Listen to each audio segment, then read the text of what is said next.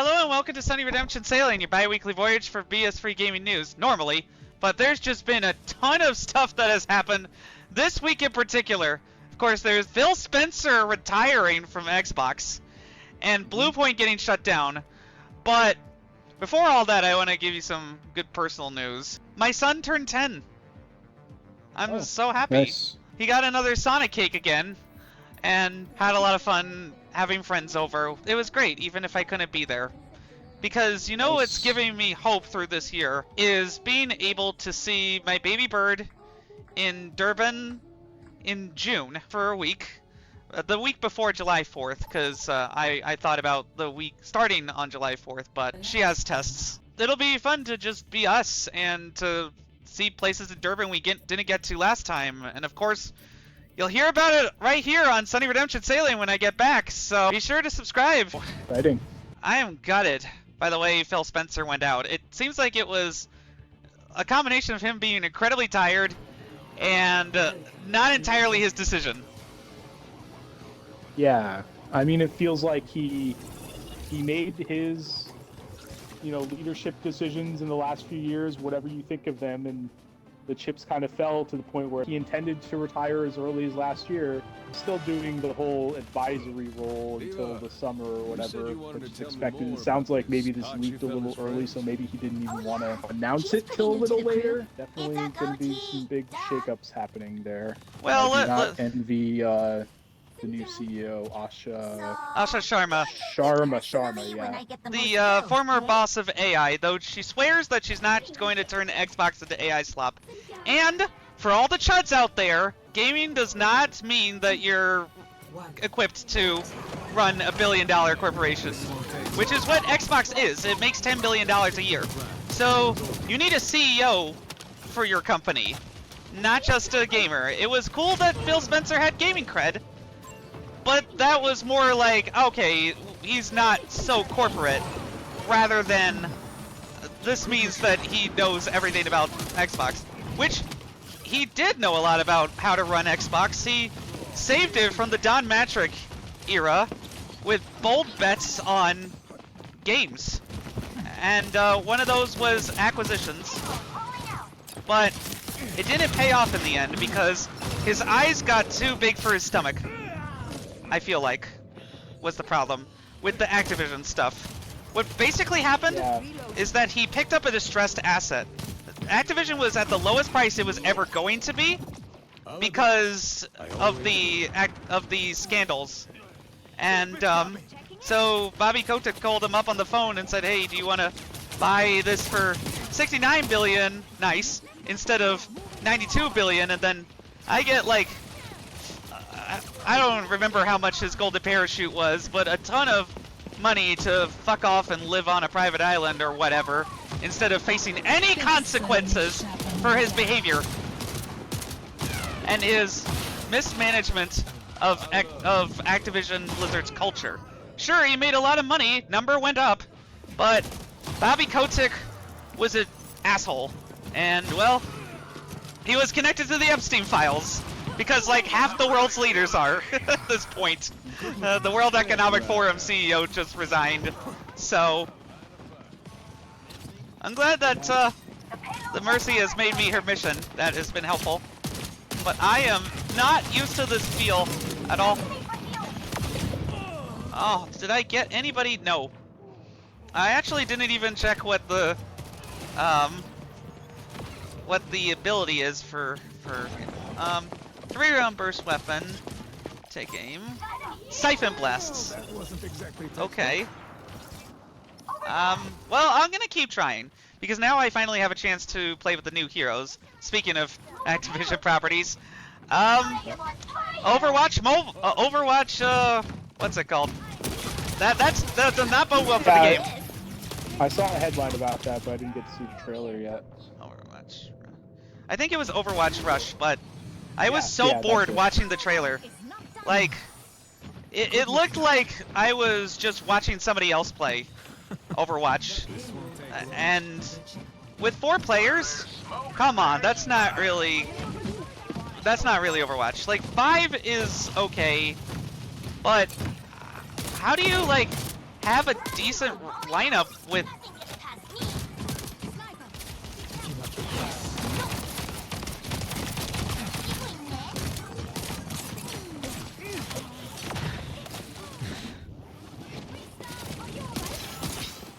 Their Tracer is really fucking up our back line. I'm trying, but the aiming is ass. As I mentioned before on Nintendo Switch 2, but I wanted to be home and on my Xbox in part because of that, and in part because of the New Zealand trick working for Resident Evil Requiem. Oh yeah. Because I had pre-ordered the Digital Deluxe Edition after I realized that I wanted to do that and record it for the show, but obviously the Blizzard ruined that, so... And it seems like you fared okay, despite not being able to go into work much. Oh no, I went into work plenty. I just You're in the was Blizzard. a couple hours late. Yeah.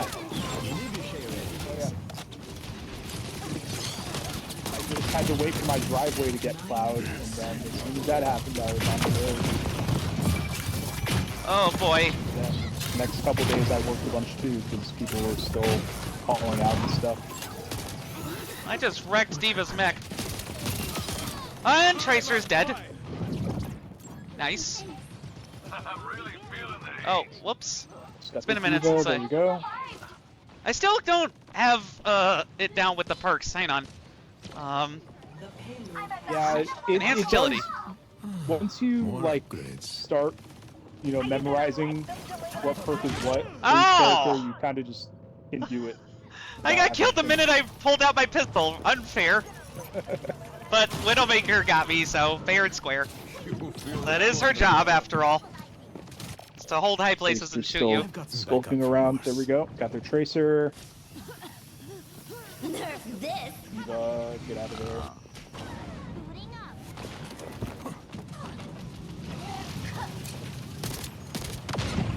Well, so I'm very sad for Sarahbond because she really was being set up to be his successor, but then she became the face of everything that people found wrong about Xbox. Some of those recent things were kind of spearheaded by her that seemed to have not gone so well, particularly like their marketing strategy around everything being an Xbox.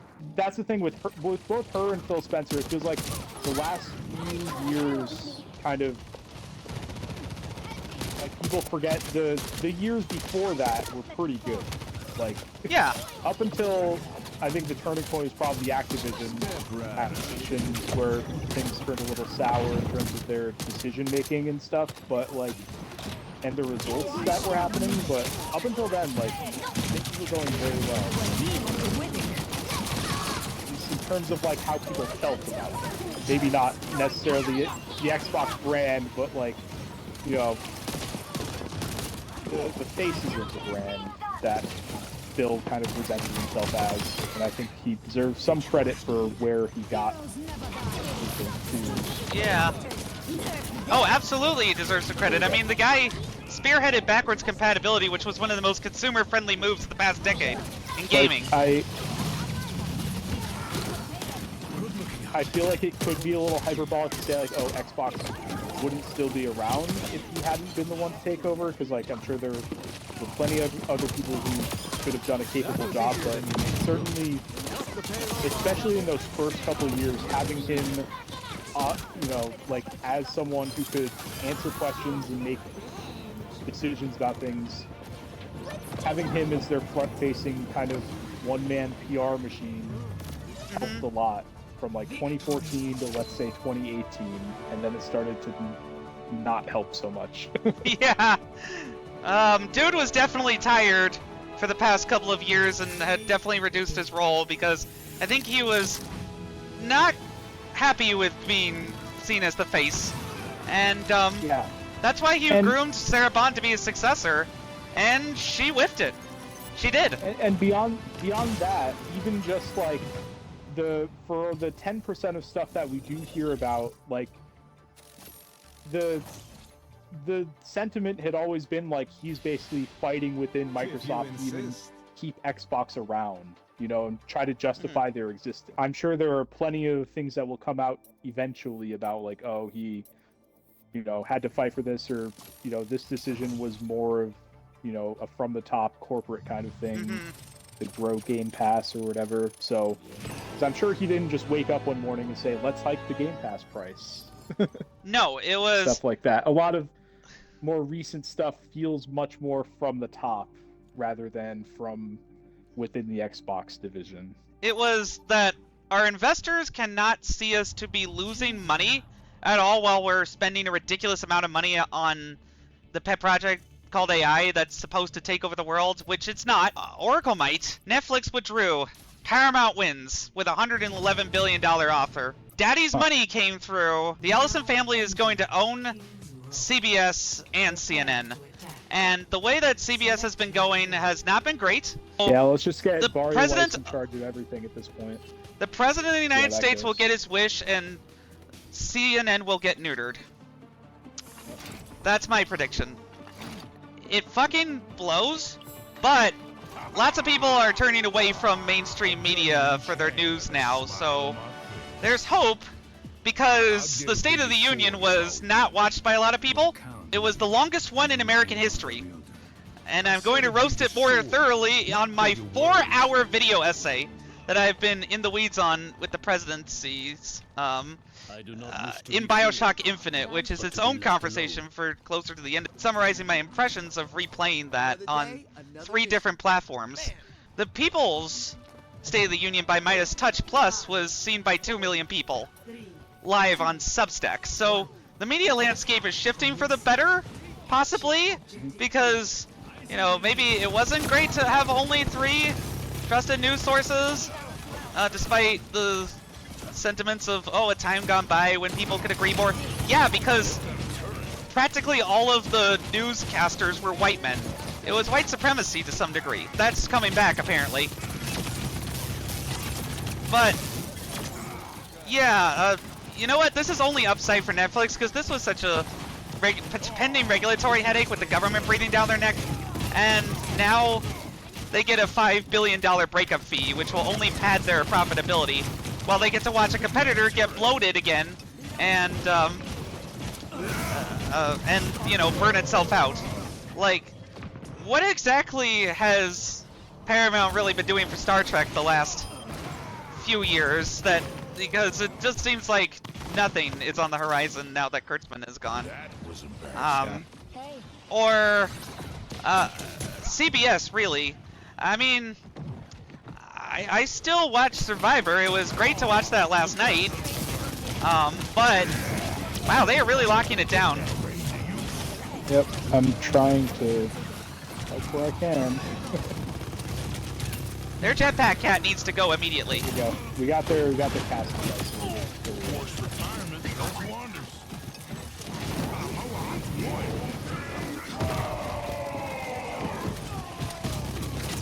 Caught right in the middle of the 4v1 ult. I got slipped by Anna, but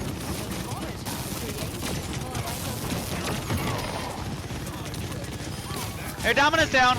That's pretty crucial. Right. I'm coming. Trying to heal everyone. Got Jericho ult. Find a good spot to ult, I will. There we go. Nice.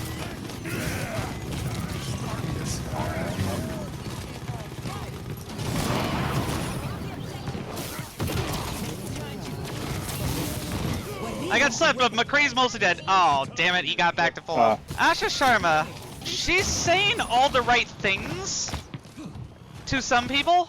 Like that, oh yeah, we're gonna remember that Xbox is a console again.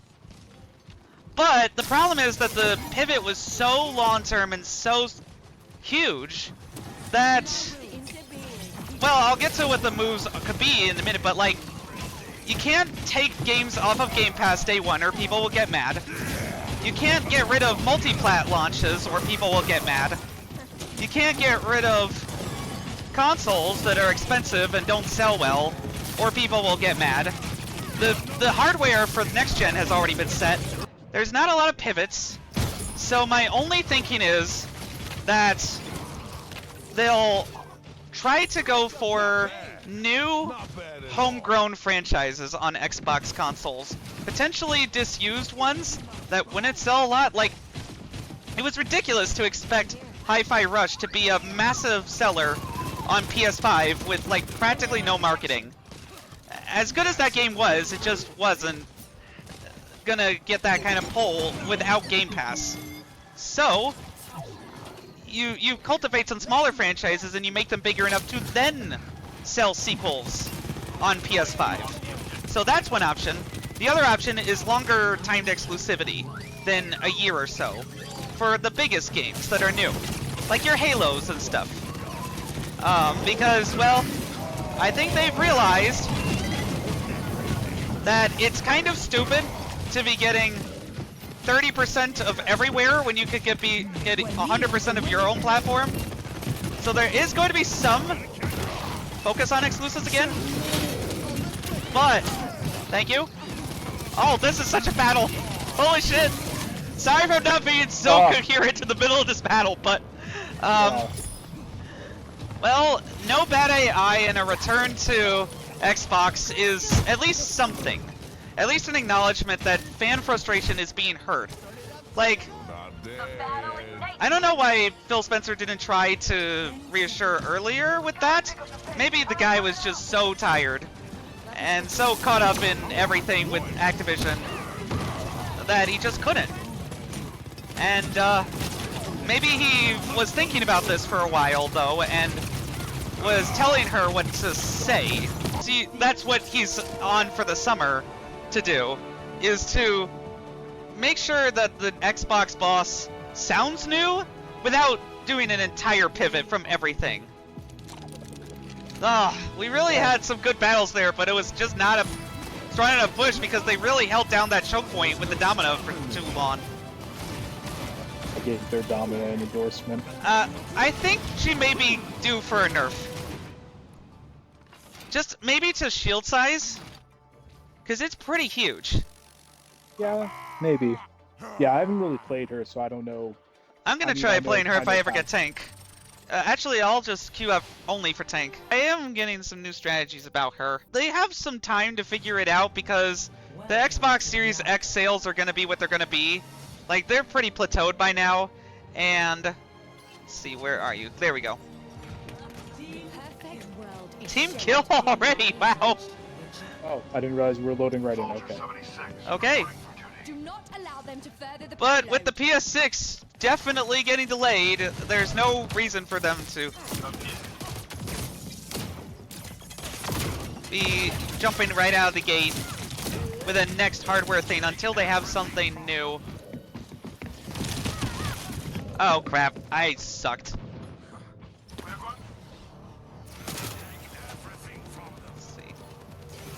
And then Sony shot themselves in the foot anyway by killing their remake studio. Ugh. I just that's one of those decisions where I'm just like, I don't understand what they had Bluepoint doing since their acquisition. Well, I know what they've had them doing. I don't understand why they've had them doing a live service game with the God of War live service. It's like, okay, well, I understand you want to, you know, have something else in that franchise. Well, Sony Santa Monica does whatever. They want to do something else, that's fine. And this was also probably something that was used during their big live service push in the past 5 years. So it's like, okay, I get why. I don't understand why Bluepoint. Why was Bluepoint the one doing this game? A company that's known and acclaimed for everything except for live service IP-based stuff. It just felt like such a mismatch when that was reported on, like, oh, Bluepoint is working on a God of War live service thing, and then when it eventually got canceled, it's like, oh, okay, I guess Sony, the last thing in my mind was like, oh, Sony's gonna shut them down, because, like... Oh, no! They were still a relatively recent acquisition, and it's like they hadn't really done anything besides, I think, some support work on, like, God of War Ragnarok, I think. Yeah. So it's like, well, Sony's surely gonna give them, you know, a chance to, like, remake another of their IPs. They did a great job with, like, Shadow of the Colossus and Demon Souls. Like, why wouldn't you give them something else to work on with a huge library of stuff to work with. Have them pitch, you know, like, here's something you could work on, and have them do it for a couple years. And instead, it seems like after the God of War stuff fizzled out, I'd love to hear what they were actually pitching Sony, because I've heard they pitched a few ideas to Sony. It's unfathomable to me, why resort to closing? Well, part of it, I think, is macroeconomic factors for sure. Practically every company these days is in a low hire, low fire situation, where yeah, they are laying off people, but it's a relatively small percentage of the company overall. Just enough to juice the balance sheet for the next quarter, because that's how it is. Herman Hulst said pretty much that in his big post about it. This is how the industry is going, kind of inevitable, but I don't know. They were one of the last studios I would have thought Sony would have shut down at this point. There's such, again, a recent acquisition, 2021 or something like that. They need to cut costs wherever they can, and, well, that quarter, they just had to put that on their books. I think the other thing specific to Sony is that they figure that they can just hand off their IPs to smaller studios, and that's cheaper. That's not great for first party, but first party has already been kind of gutted, and I guess they felt they didn't have much of a choice. God of War, Sons of Sparta. What internal studio could really do that other than maybe a small team at Santa Monica? A small team, like maybe the kind of that could do Overwatch Rush, because that's a very small team and not taken away from the main Overwatch game. Why now, right after the good news? Do you think that doing that will somehow make the bad news coming after less in people's minds because you had a show a couple weeks ago? Companies usually try to put the bad news first. Overwhelm it with the good stuff, which they had a very good state of play, best ever state of plays in my opinion. To have the news cycle cut short and be like, oh, by the way, here's all the bad news afterwards, I don't understand that part of it either. Like, unless it was just a very sudden decision. Herman Hulst woke up one day and said, oh, which studio am I going to close today? Eeny, meeny, miny, mo. I guess Bluepoint's today's pick. Oh gosh. And they're trying to get new people into their games, so you would think that remaking classic games will be part of that, because they're investing in Kenna Scars of Cosmora. They have Astrobot, Lego Horizon, and now Horizon Hunter's Gathering, which, despite people memeing on the character design, because they always do, looks like it could be fun for people who enjoy that sort of co-op Monster Hunter style thing, but with a more casual flair, which I think people have been wanting for a while. You know, when Sony accidentally stumbles into market niches, they tend to do well. Like, Astrobot was totally not planned. The thing about the Monster Hunter stuff, though, is I feel like a lot of people have said that and tried to do that, or at least a few have. Like, remember Dauntless and that other one, Wild Hearts? Like, I feel like those have tried to get into that arena, and just nothing's really hit or supplanted Monster Hunter yet, so I don't know. The stuff in what they showed of Hunter's Gathering looked okay. I think Monster Hunter is still sort of a one-of-one franchise where, like, people who want to play that kind of hunting game, barring any sort of disaster from the franchise, like, they'll just go to Monster Hunter first. It's available pretty much everywhere at this point. It's not like you have to, like, go out and buy a PSP for it anymore. Well, the problem with Monster Hunter is that it's still very complicated. Like, there's just all sorts of systems and all sorts of materials and stuff. Like, people who are just wanting to hunt monsters with their friends sometimes don't want to deal with that. I've had a lot of trouble getting into Monster Hunter for that reason. So a Hunter's Gathering type game that really doesn't care about that kind of stuff could be interesting, but I feel like their push to younger gamers is also compromising somewhat of the franchises, because God of War, Sons of Sparta is very toned down in the gore, and might be making Kratos a sympathetic character as a teenager, which, if handled well, could be good, but I feel like perhaps enough people are too enamored of the current likable curmudgeon that they don't realize why people liked the anti-hero asshole. And hopefully he's arrogant enough that you can see the seeds of that, even if it's not as apparent. Still, I mean, I don't really care because I boycotted Sony for a reason. They are doing AI everything to cut costs. They're cutting people like garbage, and they don't feel a especially big push to compete right now because they are on top. Xbox has given up for this generation in terms of console sales, and Nintendo's doing its own thing. But you know what could have been interesting is if, I don't know if you saw this, that if they had licensed out the Ratchet and Clank engine to third parties. They actually gave away the Ratchet and Clank engine to Respawn when they first started out. I just learned about this on another excellent Pounder McNasty development documentary. They abandoned it because it had terrible documentation and Sony was very secretive about it, but if they had bothered to give that sort of thing, then that could have been interesting, I guess. Yeah. Source they went with because it had excellent documentation and allowed for fast iteration, which is exactly what the studio needed while they were in the middle of a freaking lawsuit with Activision that could have shut them down before they ever finished a single game. And apparently they didn't have internet or computers or chairs for months in their office. So, while the leaders were away fighting that, poor Vincent Bell. Oh gosh, well, you know, gone too soon. But oh yeah, speaking of that, there was a really solid panel or presentation at DICE that just got posted online about Vincent Bell. I only watched the first 10 minutes or so. It was really nice. It's like a 45-minute thing. Oh, nice. From DICE this past January. So I don't remember the name. I think it was posted on IGN. I'll take a look when I can. That's the upload that I saw of it. And I mean to watch the rest of it sometime. Well, yeah, I mean, the dude was DICE there for a minute.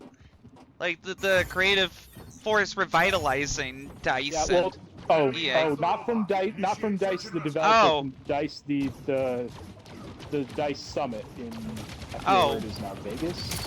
I always forget what the actual acronym is, so I usually think it's the... Me too. It's developer something. Let me look it up, because I had the ability to, and am very much scared to go outside. I don't know what happened to Juno, but she feels a little weird now. Yeah, I don't know, I haven't played it in a while.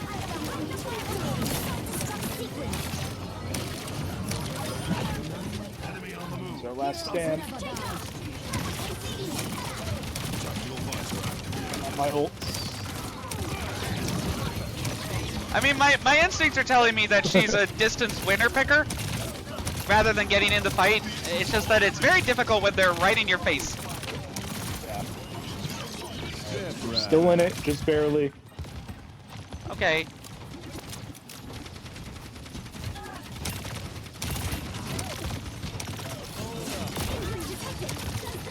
Oh dear.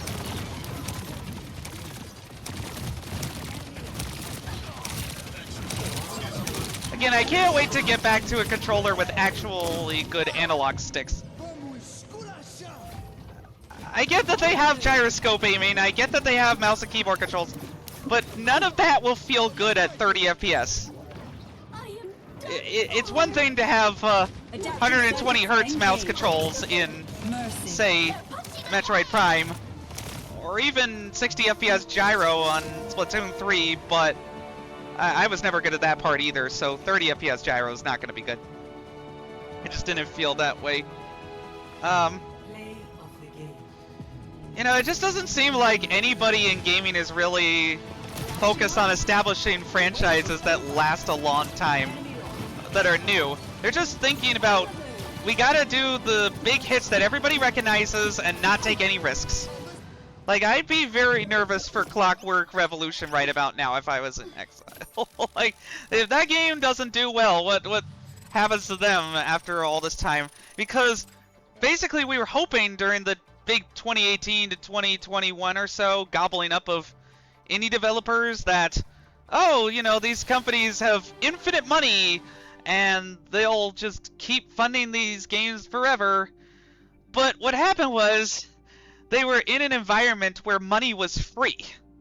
And that's not the case at all anymore, especially because even with the emergency tariffs struck down by the Supreme Court, Trump is still gonna try doing a bunch of shenanigans with Trumpy tariffs because the guy has been fucking fixated on tariffs for 50 years. It's a special interest. He's gonna try and find a way to do that in order to leverage his opponents and friends into giving him bribes or whatever. And speaking of worrisome positions by world leaders or by corporate leaders, Asha Sharma said that birth rates are too low. Birth rates haven't been 3 since the 1950s, and it's 1.8. People aren't really feeling like they can afford to have children. I have a kid in a country that has a 16 times weaker currency, and it's still expensive. Because life is expensive now, and people just aren't buying video games as much.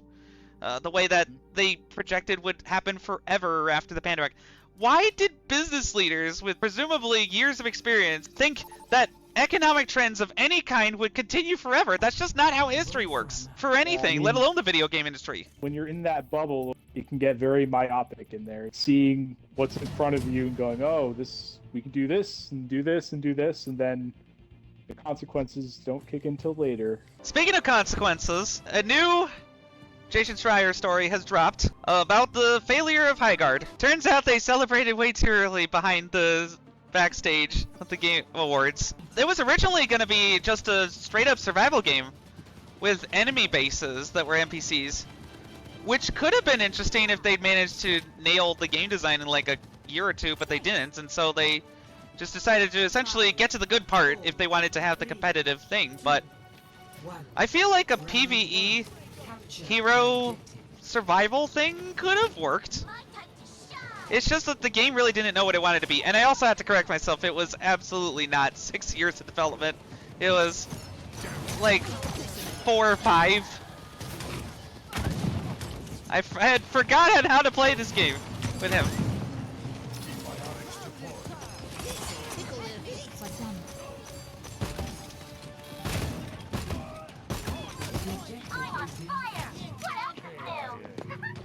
A lot of the reason why I like playing as the classic heroes is that they're simpler to understand, for sure. Yeah, a lot of the later Overwatch 1 era heroes got a little too, like, too much stuff going on for their own good in some cases. I think they've even commented on that, like, yeah, we know. Oh, I got Zenyatta, but I got him. And got somebody else with my trap, so... And I'm getting revived. Awesome. Thank you, Mercy. You up so you can get out of there. I'm just destroying the symmetric turrets. There's only so many archetypes that really work. Like, I like Ron, or whatever his name is. It's hard to recall while I'm getting shot at. That's the 3-round burst guy, but... At the end of the day, he's still a guy who shoots gun with grenade. Like, there's only so many variations on that theme that you can do. And so, when Highguard came around and it just really didn't have even creative character design, other than the obvious for cheesecake to sell cosmetics for $20 fucking, then they really just didn't have anything unique, other than some kind of interesting layering of various games together, but that worked in very situational circumstances. And now they're just trying to survive with 20 people. Yeah, that's not easy. And still put out new modes and content, and split the player base even further? Of 600 people on Steam and probably a few thousand. Maybe 10,000 if we're being generous on consoles. I mean, it had nearly 100,000 concurrent players on Steam with similar numbers on PlayStation and Xbox. They had a moment. They could have just said, hey, this is the beta, and probably slowed the bleeding a little bit, but then you have to wonder, why would they have a cash shop during a beta? That would ring as deceptive to a lot of people. So there were not a lot of good options if they wanted to make money, and apparently it has gotten out that Tencent funded them and pulled the funding. So the company ran out of money 3 weeks after highguard launched and had to lay off people to cut costs to... Well, I don't know exactly how, because I don't know how many people are actually buying cosmetics for highguard, but hope that enough did to keep the 20 people paid. They wanted a single-player campaign as well, apparently. That would have been interesting, but instead we only got the tutorial. Just like the multiplayer campaign of Titanfall, which it was supposed to be single-player, but that was scrapped midway through development in order to make for easier integration, and also feel like the player was the star of an action movie in the middle of a multiplayer match. I found the campaign to just be confusing due to overstimulation of having people try to tell a story in my ear while that was going on. Those 10 people are so brave for coming forward to Jason Schreier. Because going to any news media right now is a risk in this fucking competitive authoritarianism. So,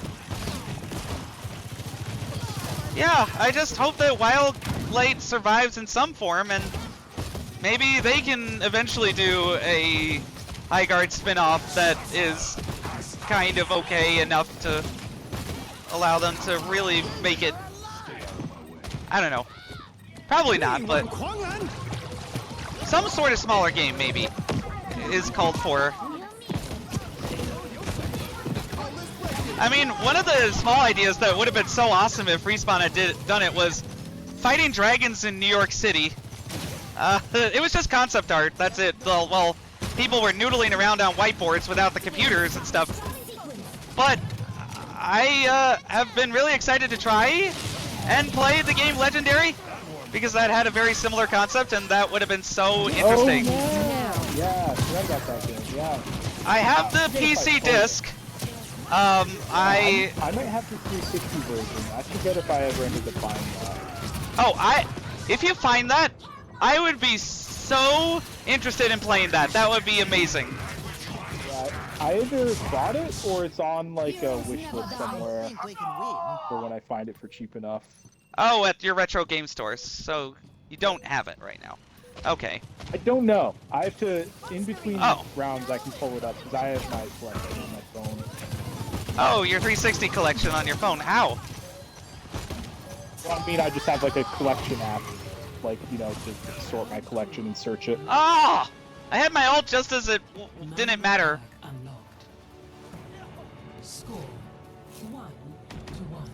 Okay, let me see Nitro if I boost. ever bought it.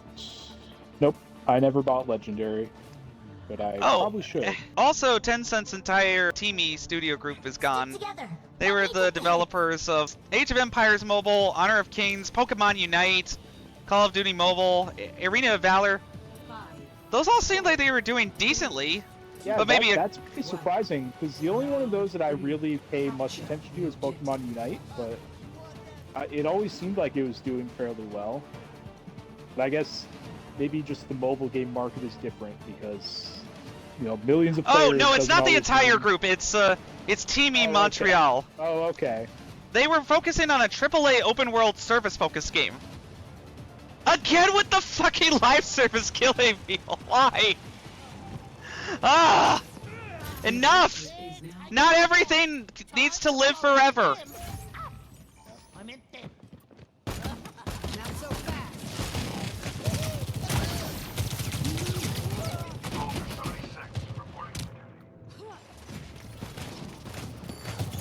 Well, okay, so that's a bit of a relief, but it's still, I mean, that the entire studio isn't gone, but it still very much sucks that anybody lost their jobs.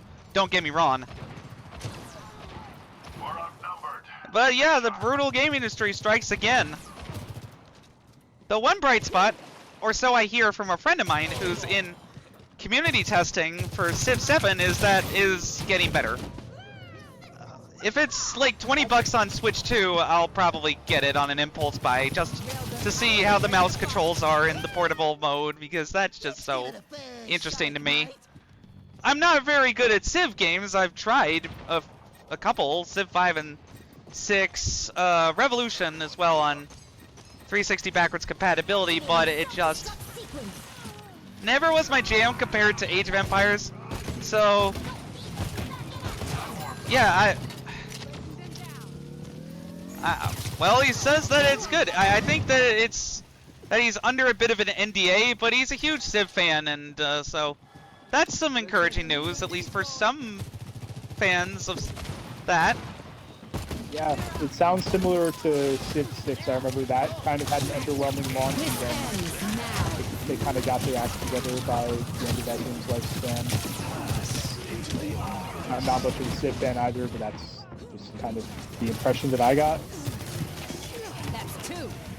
Sojourn got me. Aw, darn. Yeah. We probably have one more good team fight before we have to... At least Mercy is recognizing that she needs to power my damage big time. But I'm not... Junkrat is not the front pusher. Ever. Like, he's more the mid-line chaos creator that still goes to the front line, but... Okay, thank you. That was perfect.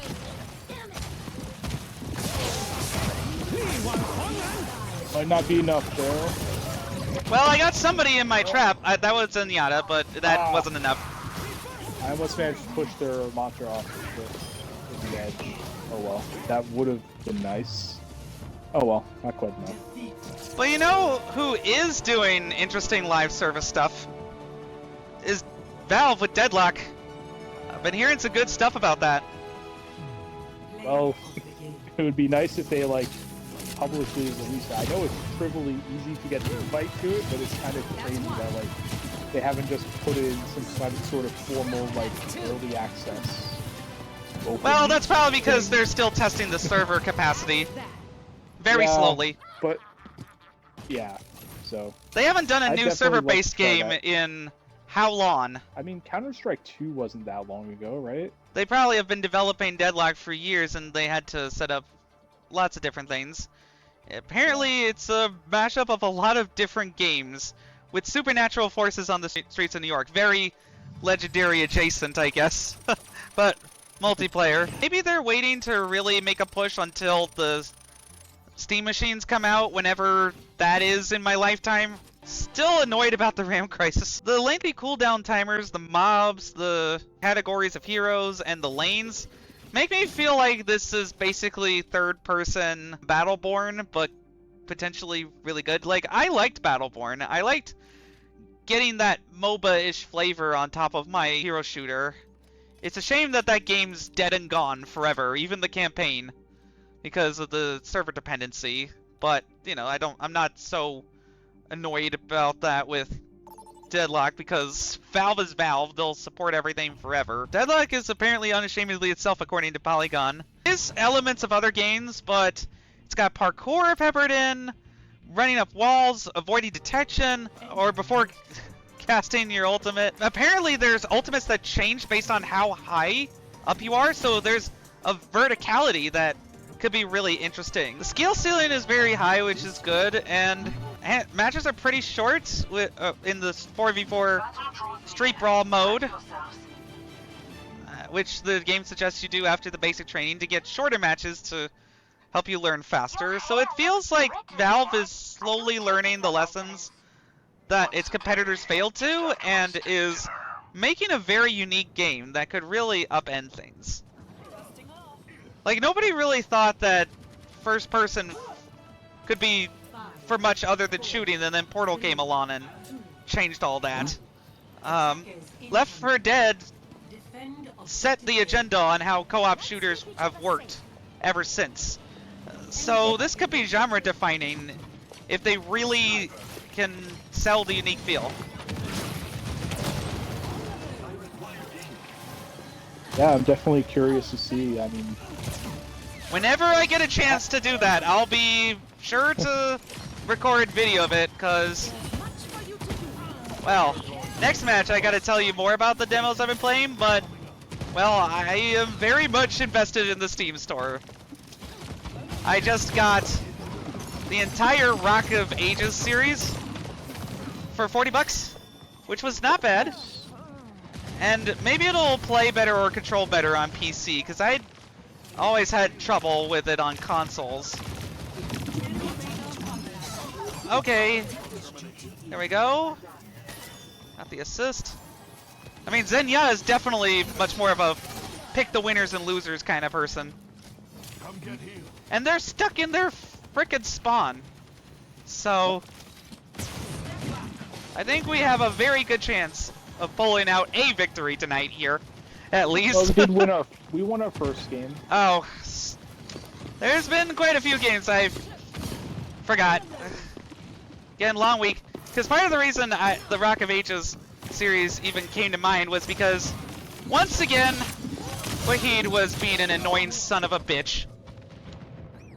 I mean, what else is new? The guy has no fucking life other than responding to literally everybody who ever criticizes him and accusing them of bad faith and darvoing his abuse. I am very much looking forward to April 1st with the Copyright Claims Board case, because then legally we will both have to shut up.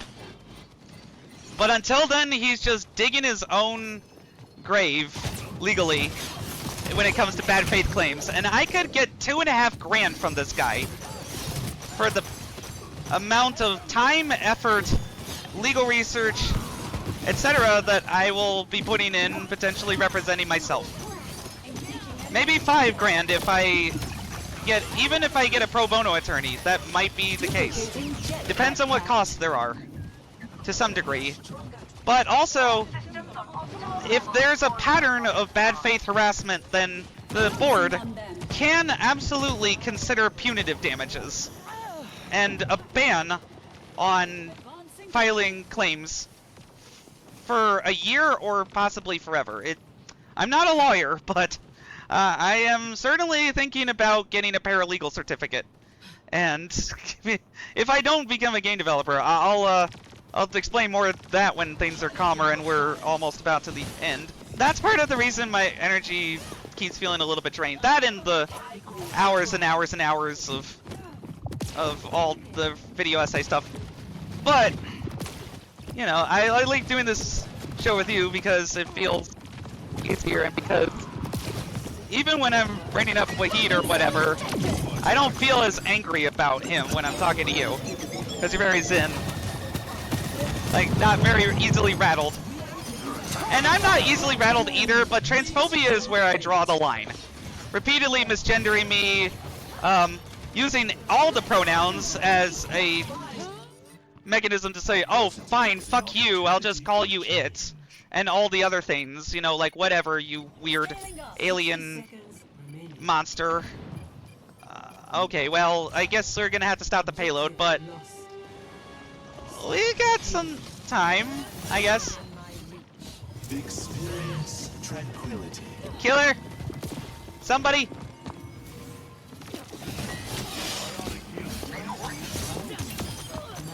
Nice! Would you ever want a magazine that plays Tetris for your birthday?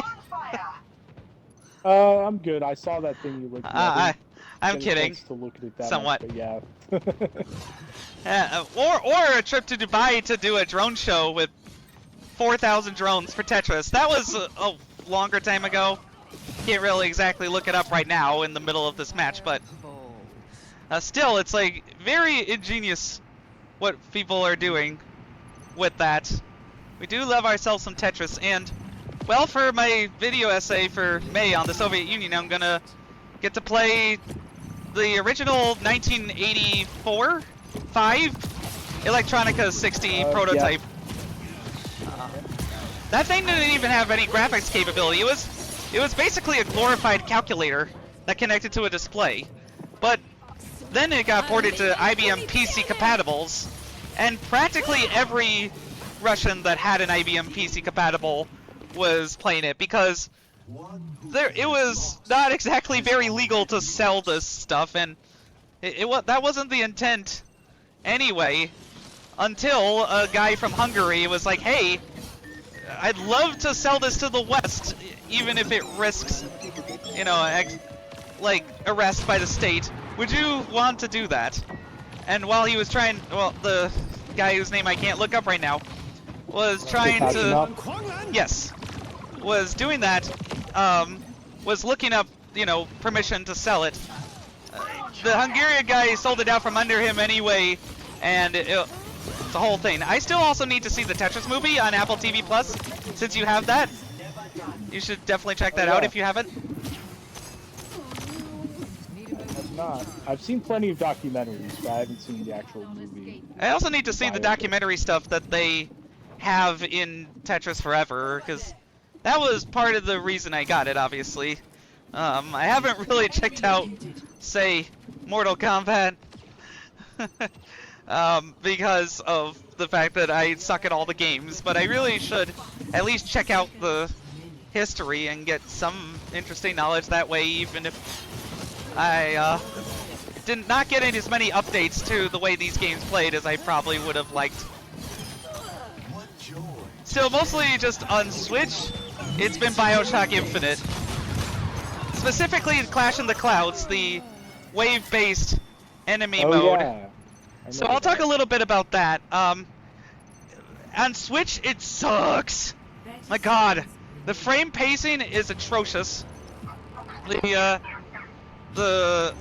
aiming is fine in the main game, but like in the 15th wave, there's like 3 handymen charging at you and a Robo Patriot or whatever it's called, and motorized Patriot. So basically, you just have to throw yourself at the wall and hope that you don't die, and then have to reset your score in order to not redo 15 waves. That's way too many waves for anything. Like 10 would have been fine, honestly. And the upgrades are kind of random and don't really do much. So I'll try it again on Xbox, where clearly the performance will be better. Because apparently you need an Xbox Series X to run this thing at more than 720p at 60 FPS. Clearly. But, because this thing was not optimized well. But the main thing that I was doing on... The more I understand about how racist America was and is, the less cartoonish BioShock Infinite's portrayal of it feels, but a lot of its characterizations still feel very cartoonish. It worked very well in that pulpy kind of 1960s vibe when an underwater city full of larger-than-life characters with most people dead. But populating a city full of cartoon characters is harder. And a lot of these subjects are very sensitive and not handled very efficaciously, other than to be like, ooh, look at that, that's racist. Ken Levine is like, I discovered that racism is like this, and if we throw baseballs and brutally gore policemen and shoot racists, then racism will be over. I mean, it doesn't end at the game, because he both sides revolutions. That can happen, but my argument, mainly, is that you have to show that like, the revolution was worth fighting for before you destroy it completely and turn it into a cartoon. The one black character that's actually got speaking lines at all and isn't just a prop for white people turns out to just be the antagonist. That's just not well handled at all. My one playthrough of that game, back when it came out, I was like, why are we turning this side into the villains? I feel like this is going against whatever message this game is trying to have to this point. Again, that could have gone well if they had taken the time to set it up. Instead of just being like, time travel, we're just gonna fix it that way. Want an explanation for why Vigors are a thing? Time travel, we're just gonna steal it from Rapture. Need to get rid of Songbird? Just go to Rapture. The water pressure will crush him. That scene is pretty affecting because, you know, you kind of like and understand Songbird by that point, but at the same time, it's kind of shitty and anticlimactic. A lot of this is in text commentary with more detail on History Flights number 9, America's Dangerous President Worship, so I'll be putting that out next week. It's the most ambitious video I've ever done. I mean, I technically had a longer live stream of 5 hours and 12 minutes, but about an hour and a half of that was us playing SunnyRedemption Sailing, and just so happened to coincide. This is the longest intentionally structured essay I've ever done. And I hope you like it, even if I criticize BioShock Infinite quite stridently. Because again, there are some things that are like, okay, you know what, that's not so unrealistic to realize about how... Like, there is an audio log that explains that the reason black people are in Colombia was because they were taken from prisons as free labor, which unfortunately is very true. Like, a bunch of immigrants just successfully sued a private prison company to get more than $1 a fucking day. I think it was for work, and you know, decent meals and stuff. The Supreme Court stripped their private prison immunity clause from some law, I forget. But yeah, so that's not unheard of. And 1912 was pretty racist in America. After all, we had President Birth of a Nation in 1916. Somehow I nailed Jetpack Cat out of the sky, so that feels pretty good.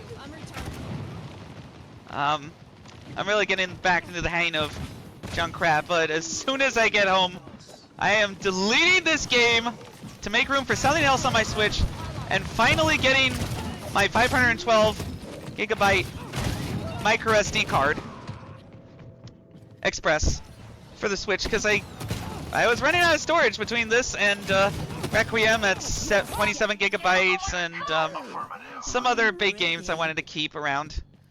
So I'm like, whatever, I'll just get this. It's a bit dear, but not too much. Like a terabyte would have been $150. That was much.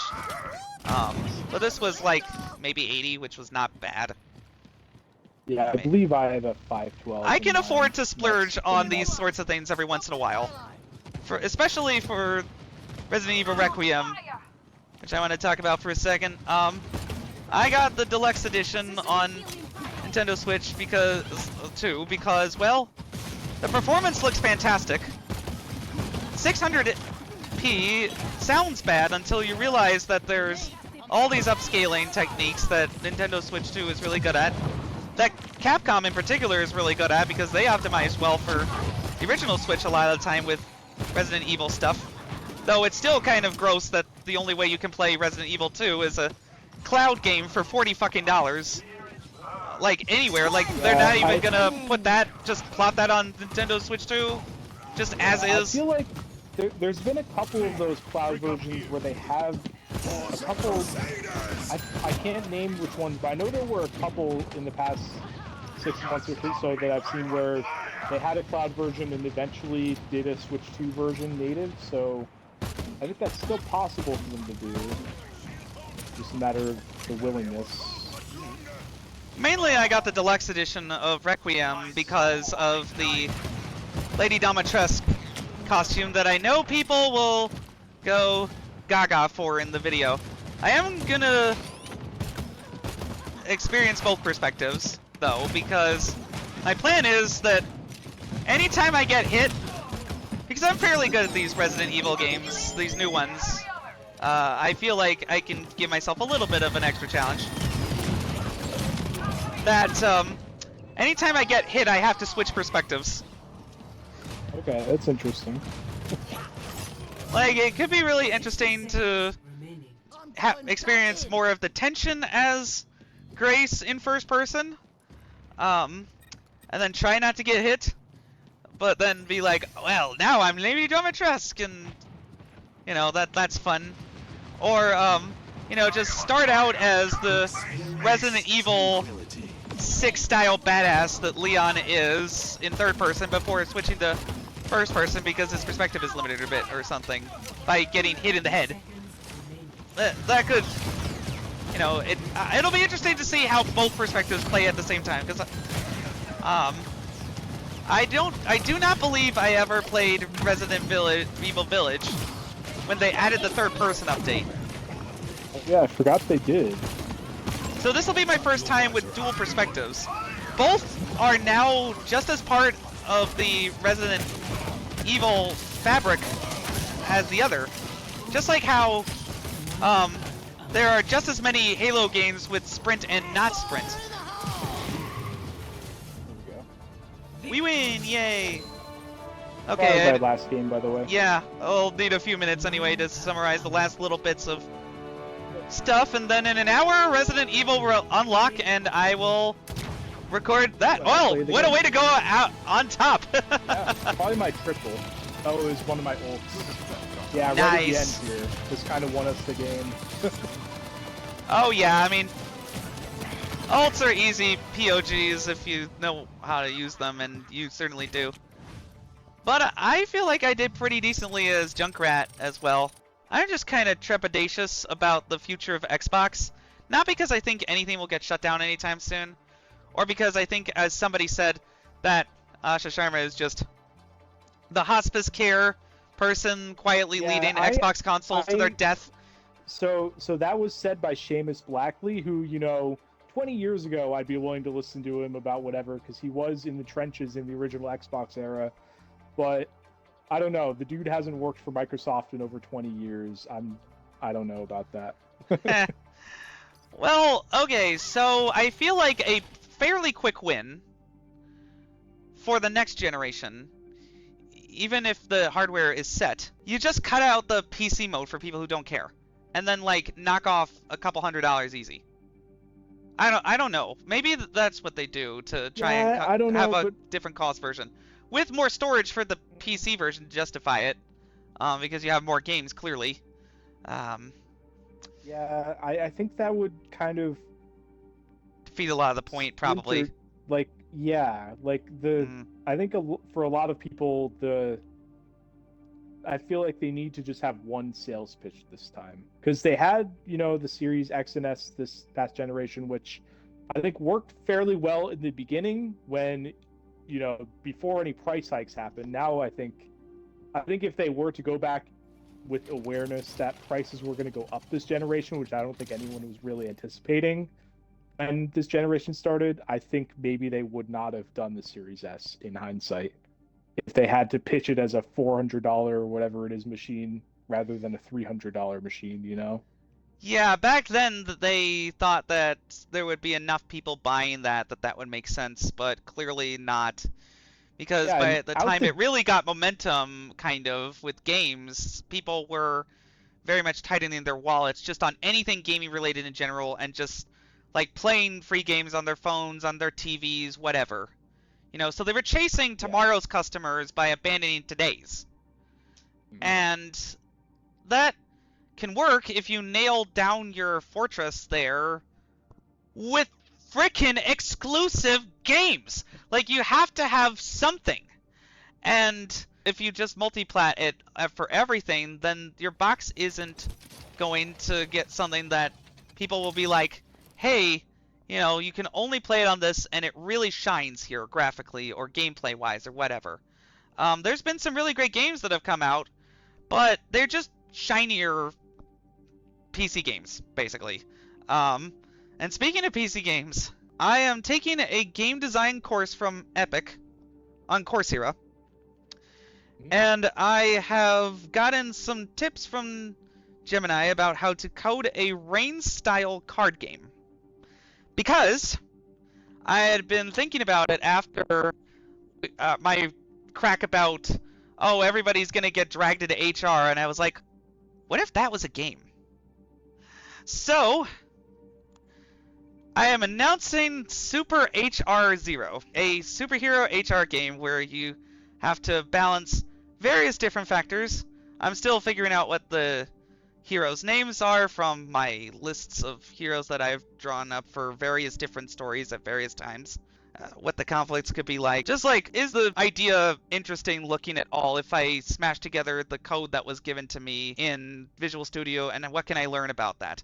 I'm hoping that I can get other people on this eventually. This is going to be a long thing, if at all, and I'm not expecting this to make money at all, but I have to try everything that I can because the frickin' court system is hanging my job by a thread. The hearing seems to have gone well, but who knows what fucking shenanigans these fascists will try. and I can't just sit around and wait for my execution. That's why I'm hustling with this channel, with my essays, with my book, with a lot of different things on my plate. But I've been recording Reigns, and that was pretty fun.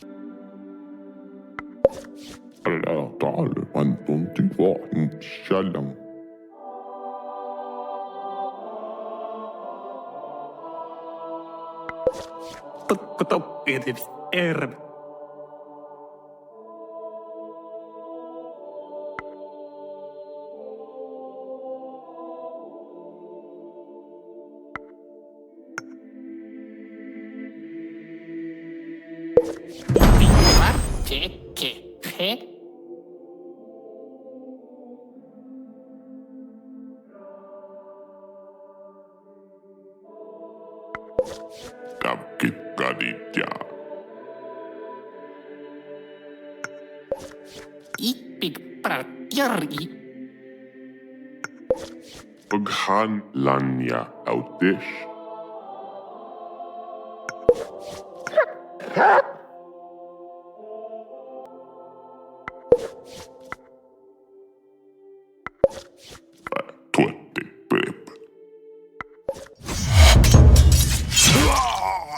Not entirely sure about all the stats. That's supposed to be part of the surprise, is you don't entirely know how things will go, just that they will at all. I also really enjoyed the demo for Wild Blue Skies. Looks awesome. Don't go jumping the shark, bombers! I'm here to stop you!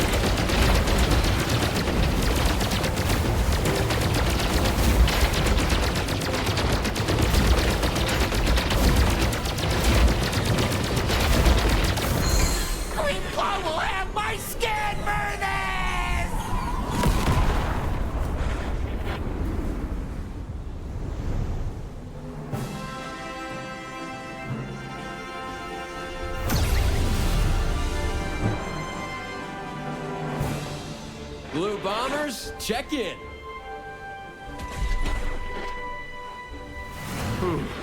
I'm in rough shape. I'm doing great! Not a scratch!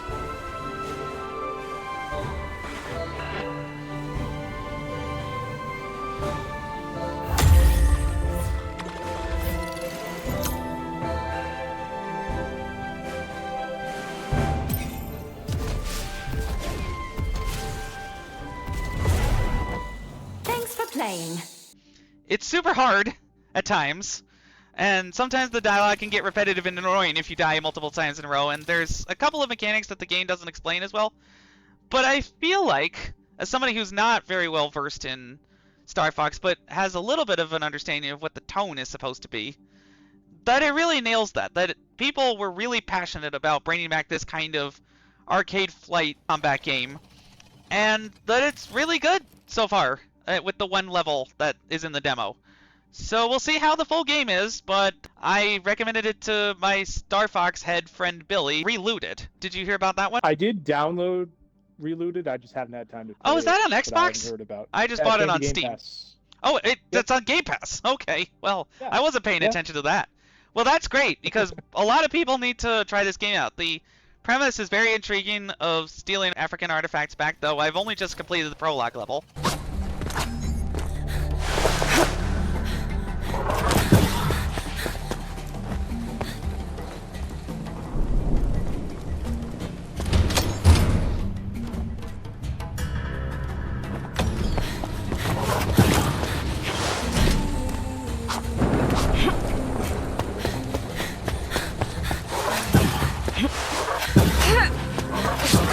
Trevor had to cheat diligent criminals who lock their doors.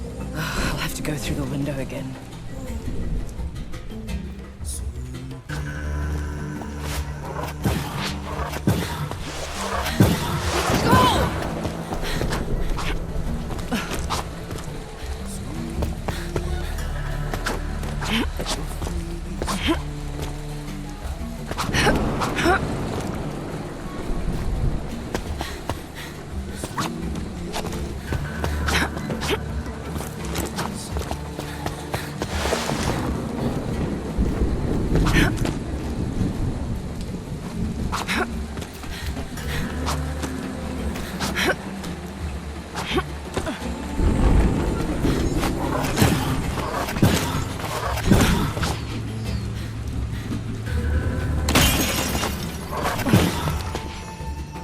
Here's Dad's wedding ring. Before I pick this up, I need to know where I'm heading.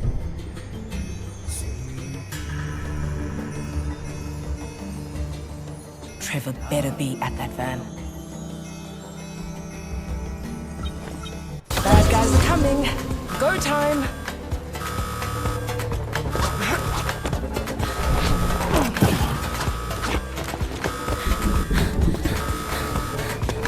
Uh-oh. Nice guard going. Easy now.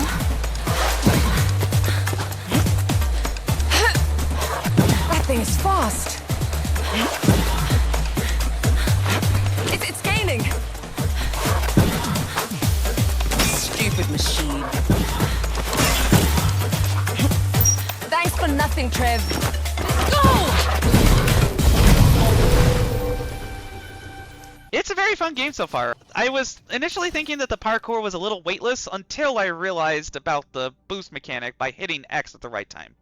That's pretty cool. I like that. We'll see how the scenarios play out and get more complex over time, but I'm hooked. The last game I played that I want to talk about before I let you go is Dench Attack.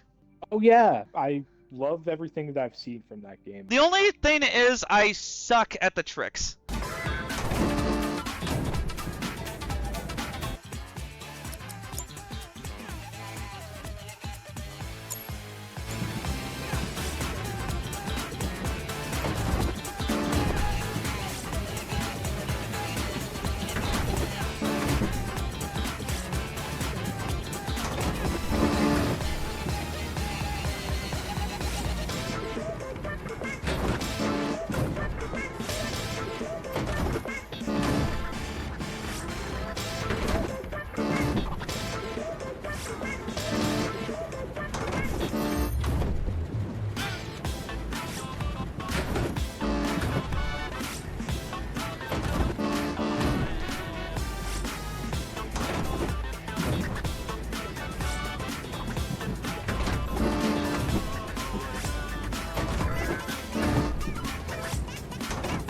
You know me with Tony Hawk. Anytime that I have to perform a quarter spin or whatever on the analog stick, I just can't.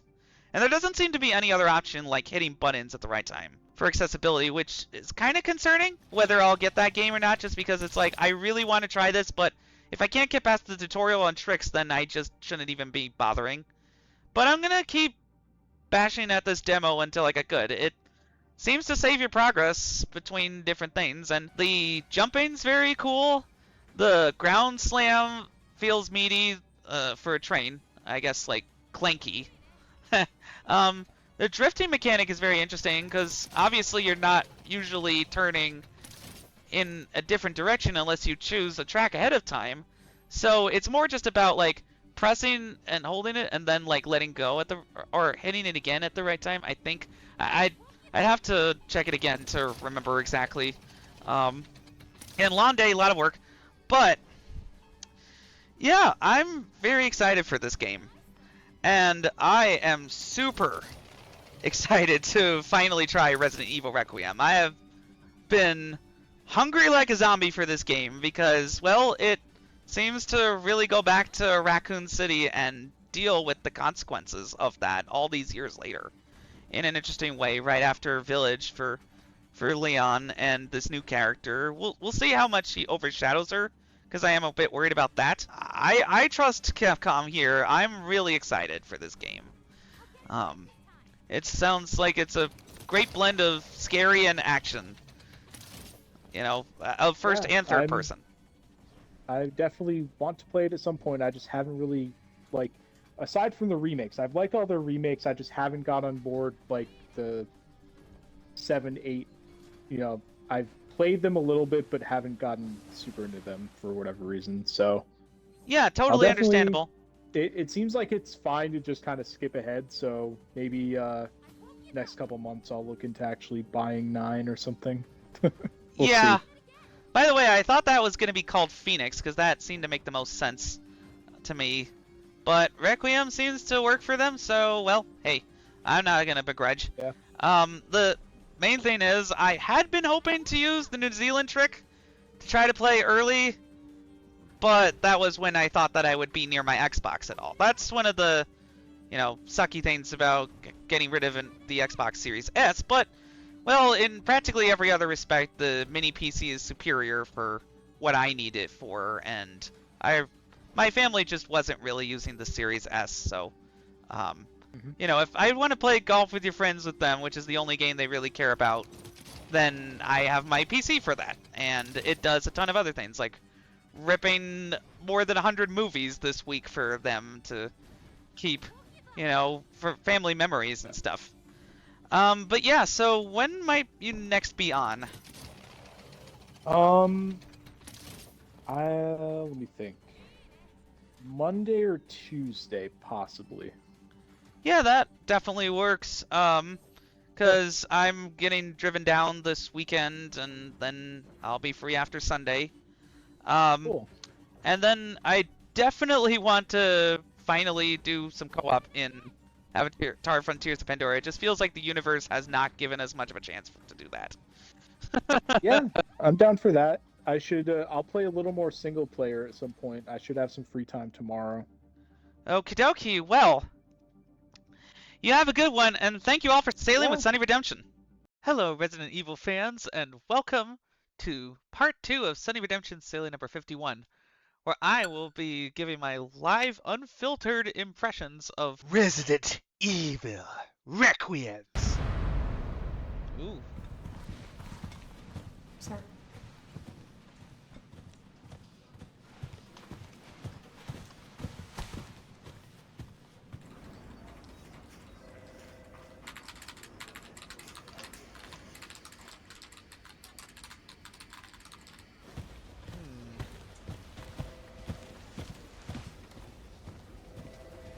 Well, I mean, so far it runs really well. And looks pretty good for 600p. Raccoon City lockdown extended to 2040. What? The US isn't going to agree not to deploy bioorganic weapons anymore? I thought the whole point of the BSAA was it was an American-led effort on that. So is that being defunded or something? Grace Ashcroft. Yes? My office. Oh, coming. Yeah, I have to say, it's not looking very blurry or anything. With all the upscaling techniques and stuff.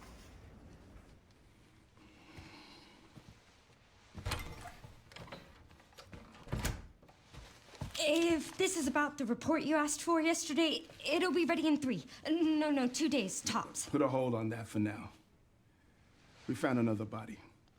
One that exhibits the same pathology as the others we've been investigating.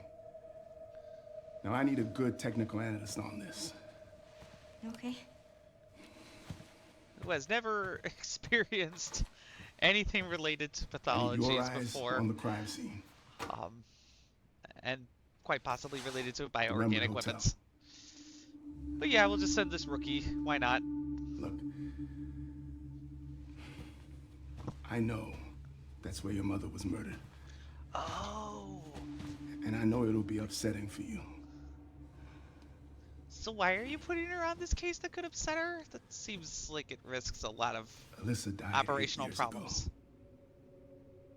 Perhaps it's time for you to face the past. That's not how you give assignments in the FBI. Confront that fear head on. Ugh, this guy is a terrible boss. Grace, I won't force you to go. Okay, at You least think there's you that. can do this for me?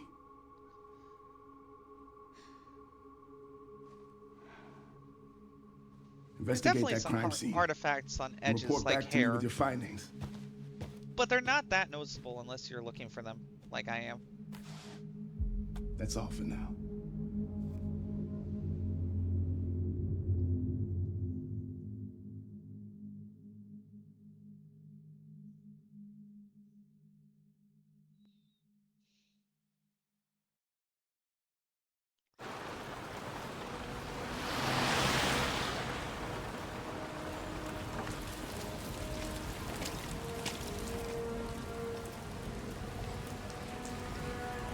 Love the rain reflections.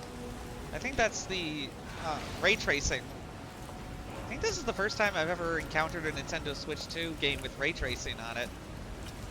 Oh, sorry. And obviously it's less, pretty and shiny and reflective than, say, the PS5 or Xbox Series X, but this is very impressive for a portable console hybrid. It should be around here.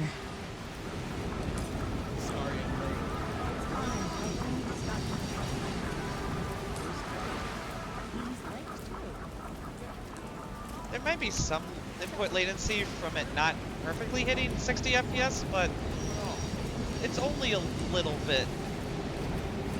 I'm just especially sensitive to that kind of thing when it comes to camera movements. But it's very responsive, so I'm sure I'll be fine. Oh man, she was pissed. She forgave me in the end. Oops, sorry. Okay, No way. No, I swear, I'll never do it missing. again. Lots of missing people. I wonder what could possibly be the problem. Okay, so I was going the right way and this was linear.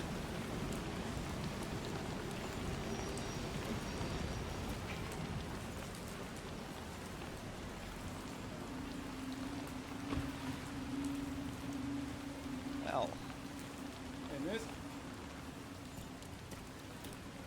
Hey, that's a restricted area. You can't go in there.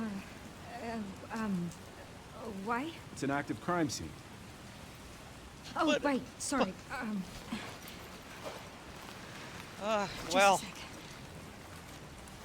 it's one of those days, I suppose. Oh, you're FBI? I am. Investigating all these strange deaths, huh? Mm-hmm. It's the 5th one now, right? 5th? I thought I there were heard only they all two, have the but- same weird bruises. So you think it's something infectious or terrorism or... Why else would the FBI be investigating, right? Good point. Hey, are you You're with me? a sharp Oh, dude. There might be answers inside. Yeah, sure, right. That's the most non-committal answer. Oh, poor gal. They really should not have pushed her to do this kind of thing. It seems like she's Be careful really in not there. ready emotionally to Whole be building's handling condemned. this Word is they're case. finally gonna bring the whole place down. Yeah, thanks. You might need some rocket launchers for that if there are zombies inside. Or just nuke this city too. That would work too.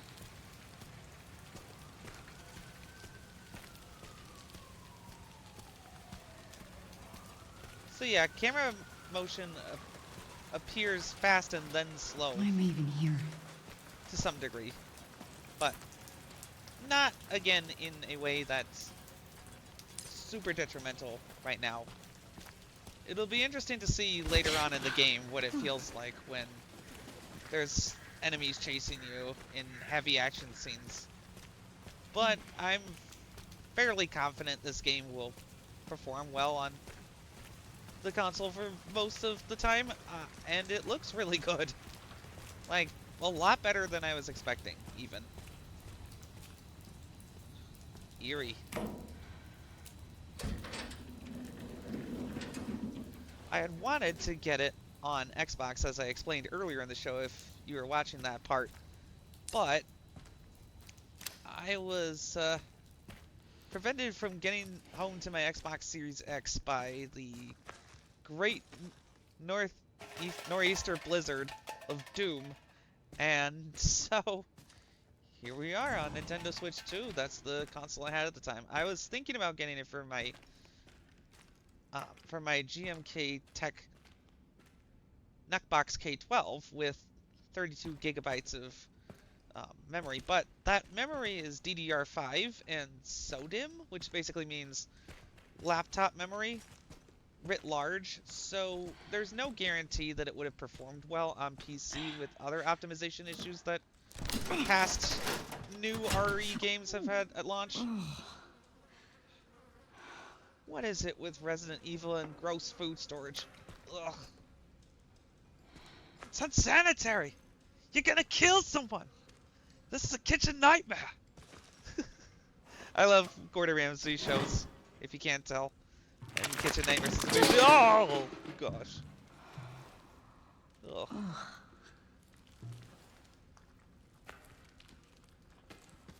One star. We'll never eat at this hotel again. Oh wait, that's the way I came. Duh.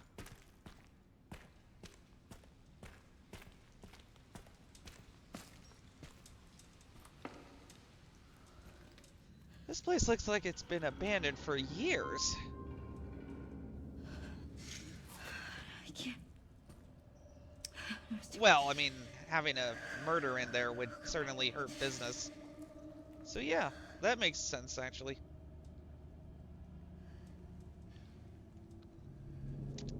I'd have to look up more about the mom. I forget her name off the top of my head. Resident Evil lore is very complicated. It must have been in one of the side projects, though, because I don't think they mentioned her in one of the games, but I could be wrong.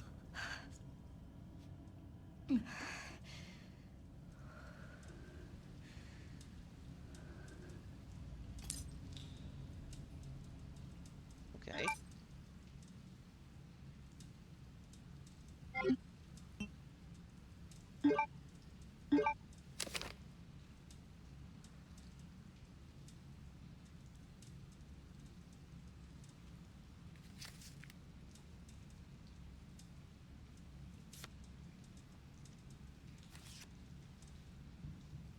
Okay, well, the not-so-distant future, huh? It's apparently also fairly shortly after the events of Resident Evil Village. Ugh. Gross. Poor 90-year-old person. I think. I mean, they don't seem to indicate gender for anyone. Ugh, black bruising. It's probably that black mold stuff that's one of the new vectors of infection in this series. There's been so many different viruses, and parasite and now mold. It's very difficult to keep up with all the crap that could cause bioweapons, bioorganic weapons in this universe. Claustrophobic does not even begin to describe. I really don't know why we needed to look at that table. Whoa. Okay. Well, at least that wire wasn't live or anything. That would have been gnarly.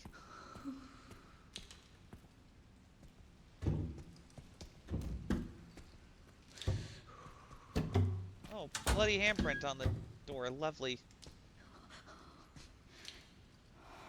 Why do they always need to make us look at toilets in these types of games? Oh my, well, there was no benefit to seeing that. Ugh. Yeah, there's definitely frame drops. Again, we'll see how it actually affects the gameplay when things get intense. I feel like that painting or photograph would have been creepy before it desiccated like that. I'm really surprised they didn't send any kind of backup for this rookie agent. Let's talk room 204. Who the heck is giving me random keys? Okay, there we go. And who's been living in here? Who's there?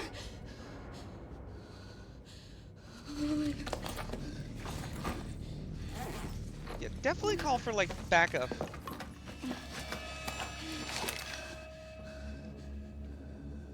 At least she brought a gun. But she doesn't seem very experienced with that because her hands are supposed to be very shaky, is what I hear. And Leon is supposed to be the character with the stronger combat skills, obviously.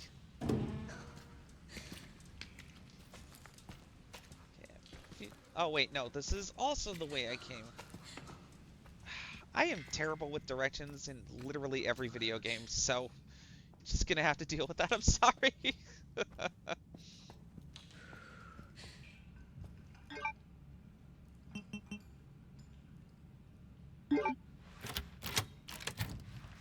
That's room 204? What's 1? Like, this feels like the ground floor. Wouldn't 104 be on the ground floor? And then, like, you'd have to go up another flight? But, whatever. Maybe this is a master key. Probably not.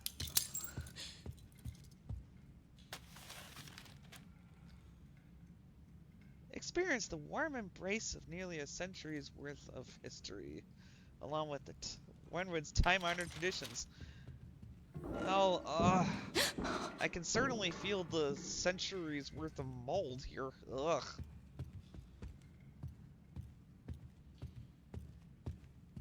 In less than a decade.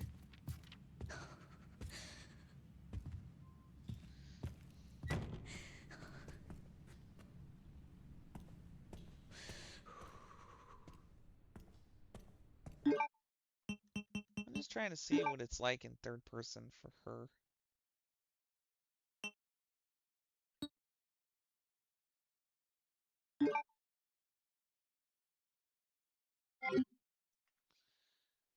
So...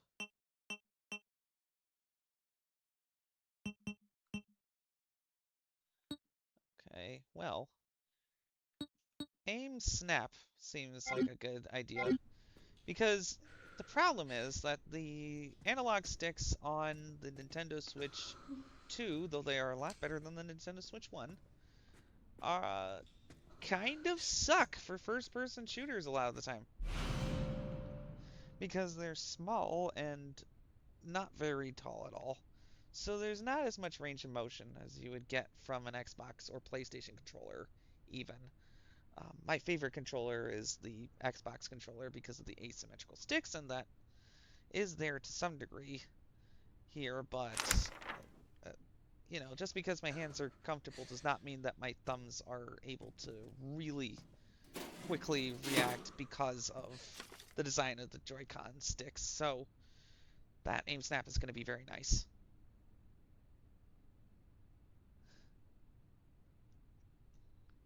Well, I mean, clearly you're not sure at all if you're closing it. That's such corporate speak. It actually feels a little bit more claustrophobic in third person because, well, yeah, you can see a little bit more, but it feels like I could be bumping into literally everything at any moment. Still, I'm gonna go with intended because I'm not sure how to change. Costumes. Do I have to unlock the costumes I already paid for with in-game points?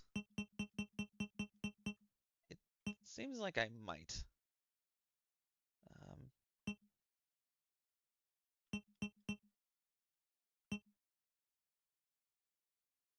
Oh, well. I guess I understand. You wouldn't want Grace to be too powerful right at the beginning, but it seems like it's kind of random what costs challenge points and what doesn't. Okay. Well, that's slightly annoying. I mean, I'm probably missing something, but it didn't seem like it let me change costumes at the beginning. Either that or the UI for that was something that escaped me. It's possible. I can be a doofus about that sort of thing sometimes. If it's not immediately intuitive to my autism. But, oh, you can sprint. Neat. Yep, definitely got the shaky hands.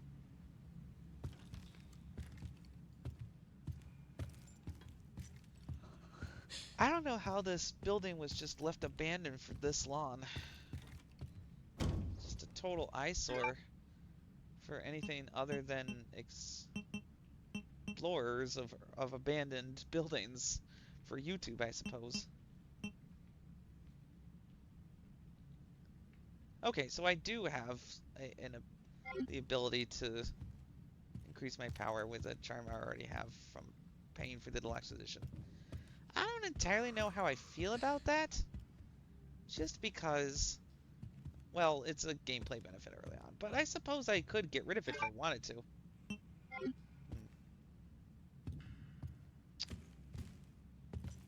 Ooh, what's this? Cutting wires and electrical cords, huh?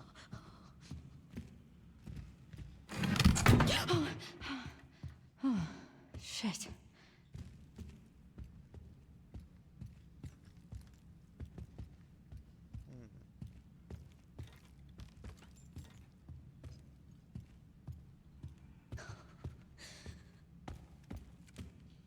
Obviously, I can't really do that for the door, but I feel like there were some wires somewhere that I needed to do something with.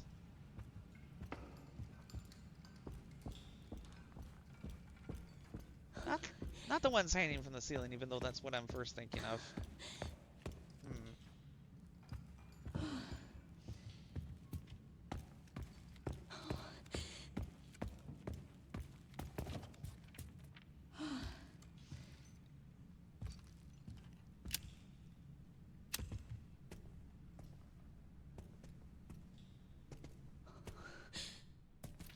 No, wait, I'm just back where I found the newspaper.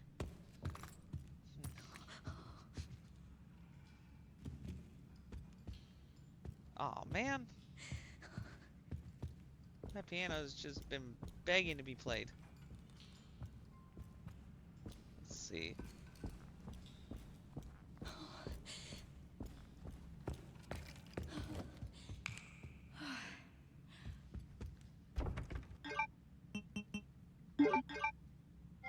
It was worth a try. Even if that's completely stupid.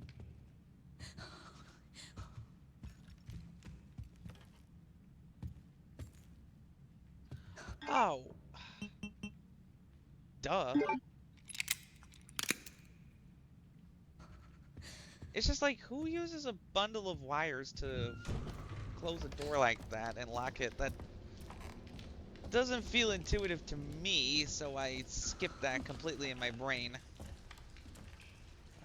And also, how do you know that that you're actually able to do that? Because, like, if you want this part of the room guarded, then wouldn't you wire the inside of the door shut? Why lock the outside?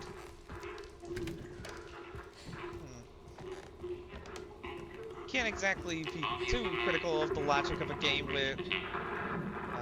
where molds can turn people into zombies.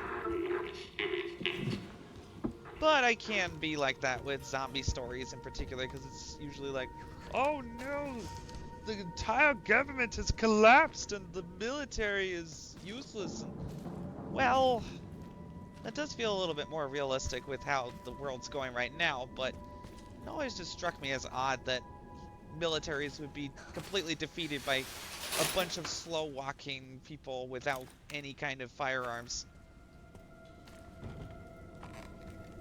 So they usually just, like, hand-wave that away. A lot of the reason I didn't get into The Walking Dead was just because I didn't buy into the premise that anybody who died for any reason at all became a zombie, because then that just felt like, what's the point?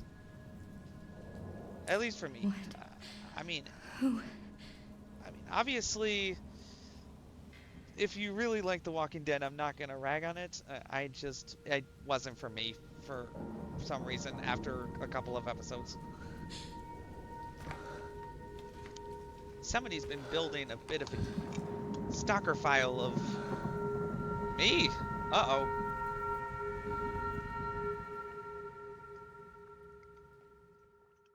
Well, that's unsettling. I wonder if this is going to be where we switch to Leon for a bit. Or not. Oh, wait, is this a flashback to her mom? Yeah, okay. There we go. I thought he was stalking Grace, but that doesn't make sense. Hi, Mom. You have been on that thing all day. Well, if you're gonna work so late. Get some sleep, eh? I'm almost done, just a sec. What am I gonna do with you? What you always do? Nag at me until I go to bed? How old is she exactly? Like, Oh, it's really 18, hard. 17? Like, Mom, she Mom. appears to be in her mid-20s as an FBI agent, so... Mom. It's right beside you. I don't even know what she's working Hello? on exactly. Miss Ashcroft? Yes. Well, that's creepy. Who was it? Dunno. They asked for Miss Ashcroft and then they hung up on me. Rude. Uh-oh. What the? They're coming. Grace, Dun, dun, we need dun. to go. Go where? Mom, what's going on? Hurry. Wait, who's coming? What's wrong? Shh. We need to keep our voices down. This is ridiculous. Come on. I wonder if we're gonna play this part or if it's just gonna be a cutscene. Tell me what's going on. Now is not the time.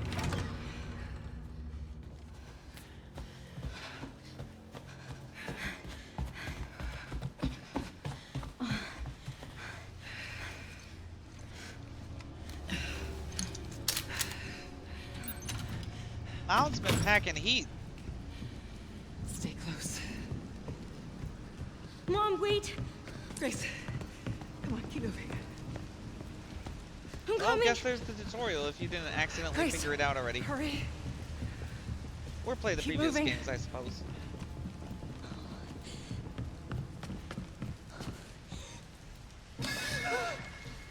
Hello? Who's that? Oh, I'm so sorry about the power outage. What happened?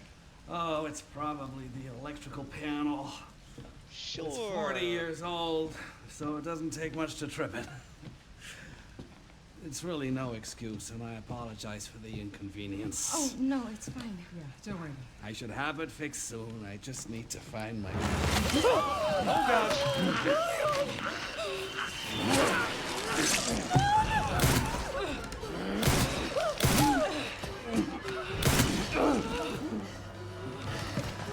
What the hell, Mom? No, Grace. No. Rules of the zombie apocalypse. Double tap. Grace, stay close to me. Are you gonna tell me what's going on? Mom, what are you doing? Not before she dies dramatically. Something important.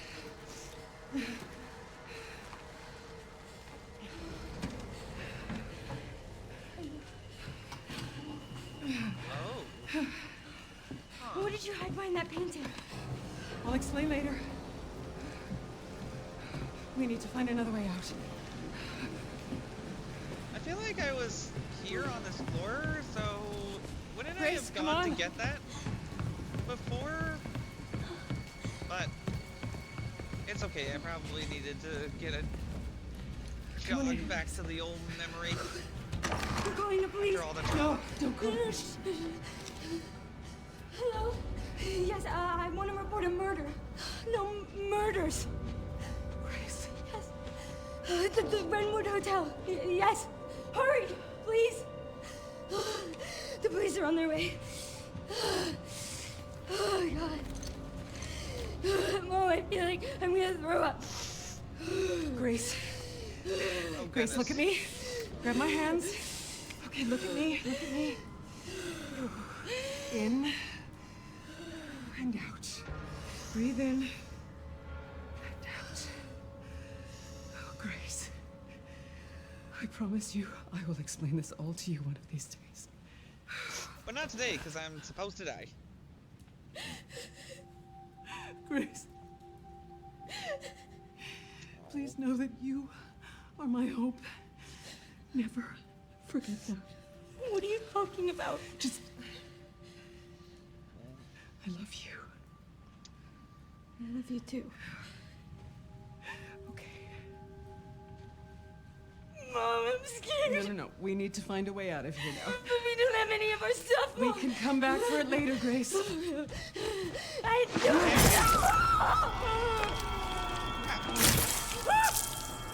Oh, that's just... Oh. What? Found you. It took like 4 minutes. Okay. Guess you were alive long enough as an undead to burn the place down.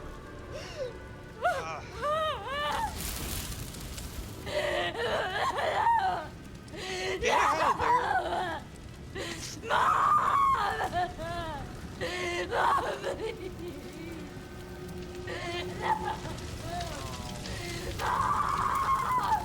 Well, I'm actually tearing up. And this may be a bit of just a me thing because I have a 10-year-old kid. He just turned 10 this month. But I would hope I would be able to protect him for everything. It's just like she tried and was not able to protect herself or her daughter. How is it your fault? Seriously.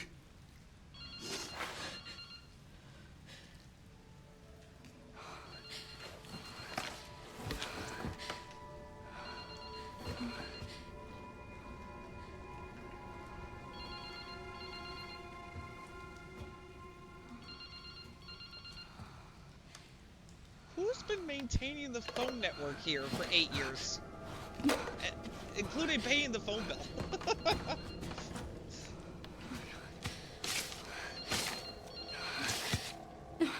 Oh. Yeah, that makes more sense. Hello? Who is this? Okay, why not send backup? This feels very dangerous now. But something tells me that we're not getting out of here for a while.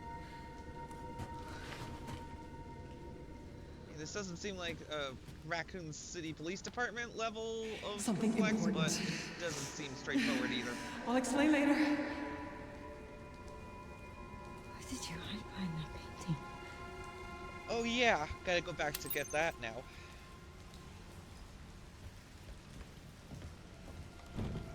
because I remembered at a convenient time for the plot. Just double checking if there's anything I'm missing in here. Gotta be thorough in these kinds of games.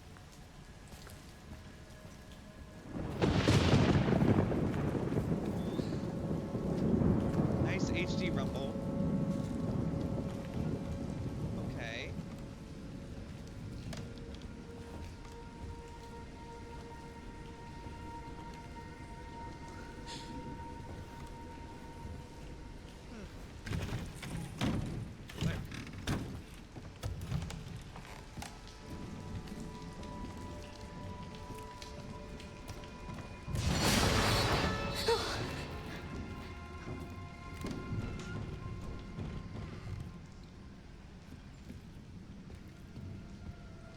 Thankfully, there's nobody here yet.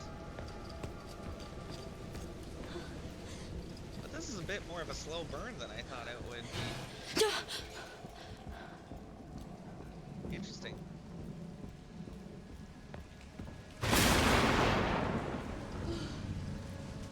Like, I feel like for Biohazard and Village, you get right into the action a bit more quickly. Not that it's a bad thing that Requiem isn't, it's just an interesting observation. Because with Biohazard, you're in the house inside of 10 minutes, and then you're finding out about the family really quickly. Because, well, I suppose you are connected to Mia, and you need to know that relationship as quickly as possible. And then for Village, the stakes are very stakesy with kid missing, so that makes sense. You gotta introduce to this new character. Oh, duh. Alright, time to find out what's behind the painting after all these years.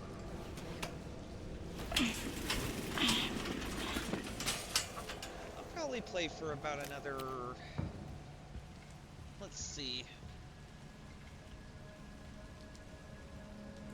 30 minutes? And then go to bed? And then I'll probably record about another half hour of handheld gameplay in order to see how it looks there. Because I have a head-mounted phone camera, excuse me, that I'll use to record that I've been meaning to test out anyway.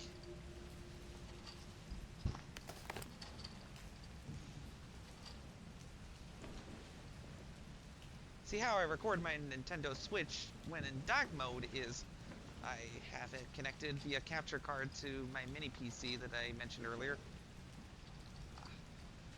I keep forgetting that's how the left stick rotation works.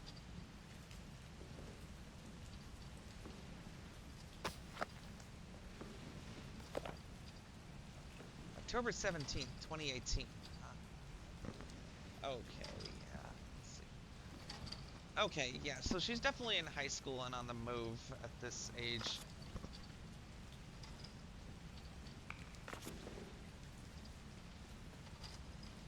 All that for 3 pages of journal entries? Okay. Thanks, Mom. You were really unhelpful before you died. There has to be something else I'm missing. Oh. What? A floppy disk? I mean, I feel like that's what it is, but...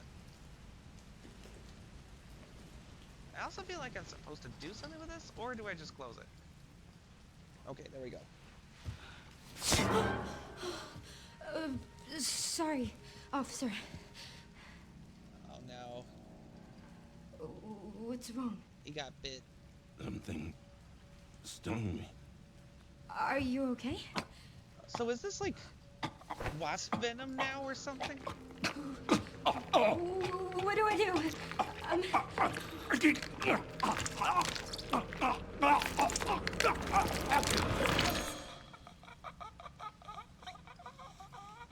That is creepy. But also, it's both of your fault for not staying together. Come on!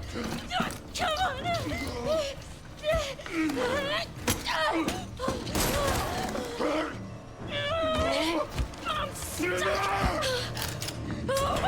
What are you doing? Hey!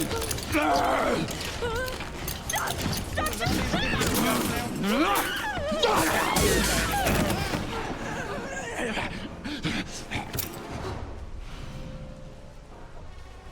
exit.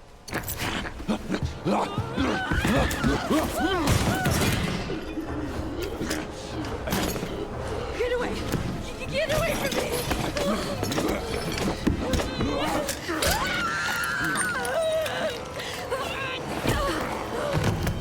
Oh, shit! Stay away!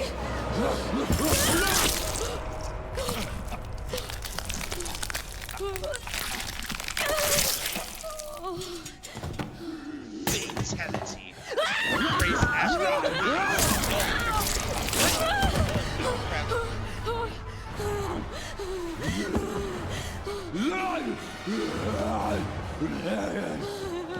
What the hell?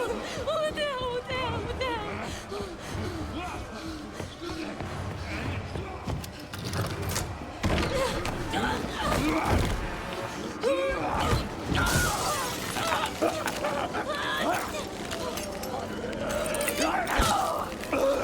I wish I could have done that part, but well, all the same. Not a flawless victory, though. I was about to call it that, and then this happened. Still, fatality.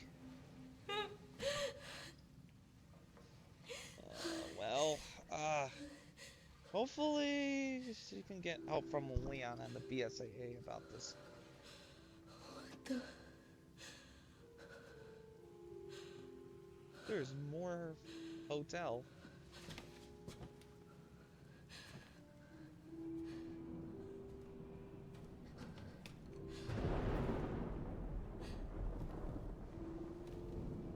Is anyone there?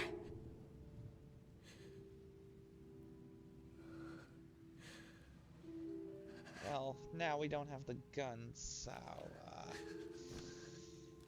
yeah.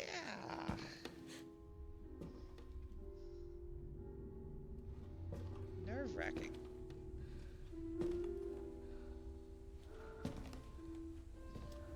And what is it with horror games and classical music? It was Claire de Lune in the Evil Within. It was unnerving. And then I feel like Little Nightmares did something similar, but I can't remember what song it was. It may have just been that the music that they used for that game was very creepy sounding because it was similar to that. Let me know your thoughts in the comments below. And if you made it this far, please like and subscribe for more BS-free gaming news from SunnyRedemption Sailing. Hello? I don't think you want it hasn't been easy to be answering. But after much effort, here we finally are. Who are you? This feels like a trap. I'm the one who planted that body. I'm the one that brought you here. Whatever's on the helmet seems to be. I know now that you're the one that I've been searching for. The special one. The chosen one. Miss Ashcroft. Does Grace have immunity to infection? Because I feel like the infection would have gotten her by now. Crap.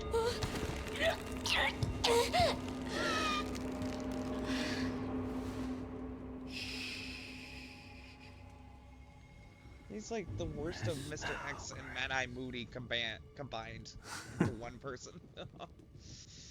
We have so much to do. Oh boy. That is creepy. I would like not to be experimented on by this mad doctor, please. Oh, now you send more cops.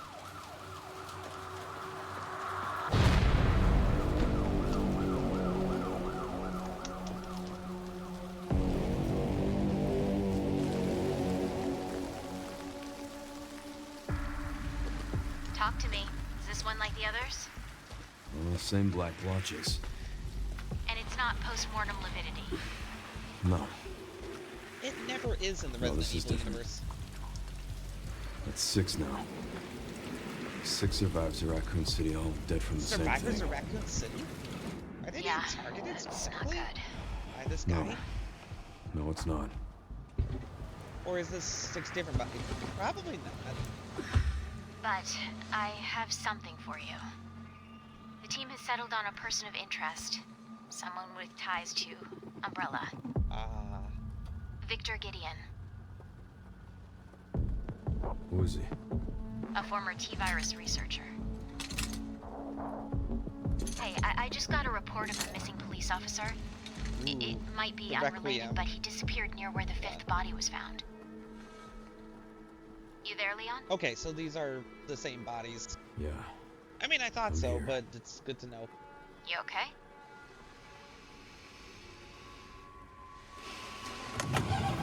He's just over this shit by now. Some of the edges. Check it out.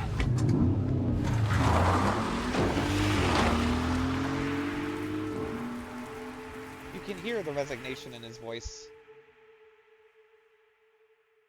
But maybe he might finally get some closure in this game.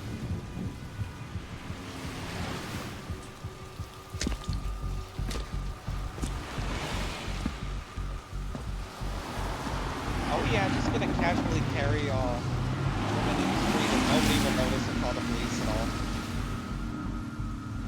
Makes perfect sense to me. You almost there? Just about. Stuck in traffic.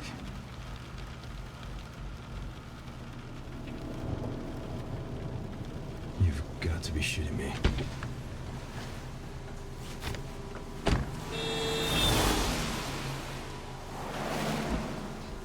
Well, that's the Leon portion of the game. Run over by a car.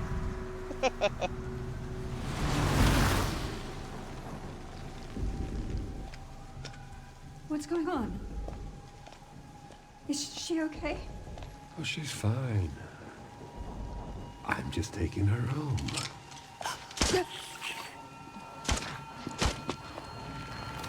Okay, it's time to start a new infection. By just shooting everybody you can on the street with these darts.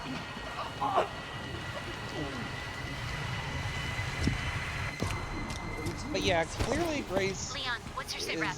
not I'm going after Victor. turning into a zombie, so she has some sort of immunity or resistance. Me?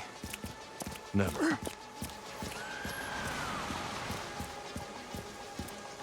Whoa. Hey, what the hell, lady? Help me! You okay? What are you doing?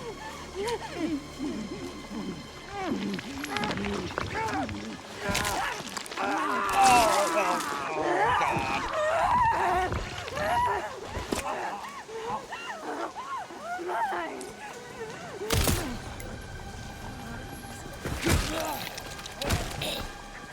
Roundhouse kick to the face. Oh, and an axe. Dang, I did not know that Leon would be packing an axe today. Uh-oh.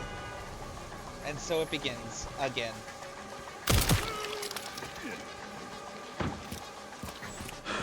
Get Brentwood locked down. What? Is it something to do with Victor? Yeah. He's the one to thank for all the excitement. Oh, so you can only melee attack at specific times.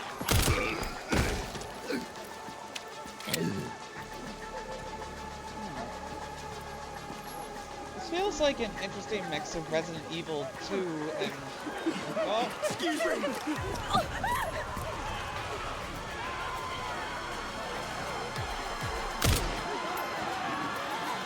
Wait, who should I be shooting? It's all very chaotic. Uh-oh.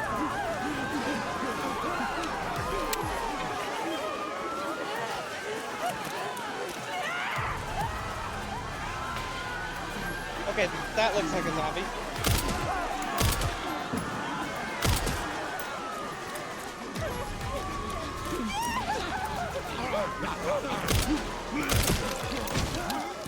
Sorry if I accidentally kill any civilians.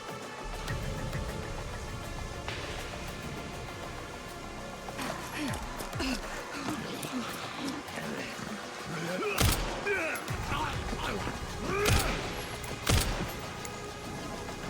aiming could use some work.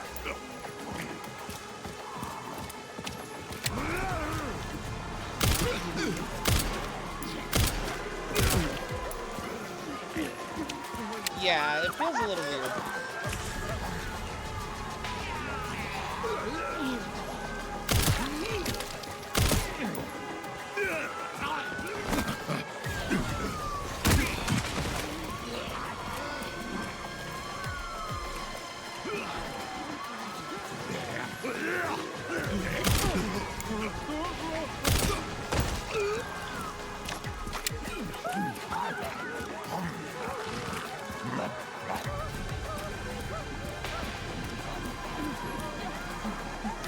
Yeah, it doesn't feel like you're an action hero like Resident Evil 6 yet, which is perfectly fine. I am very fine with that.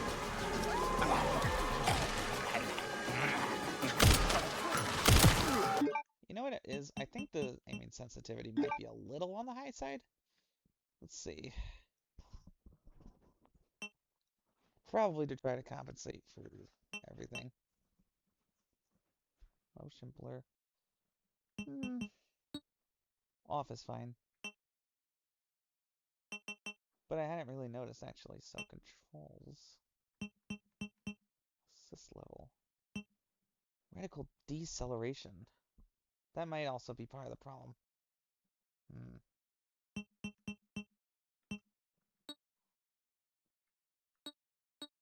Dead zone and sensitivity, got it.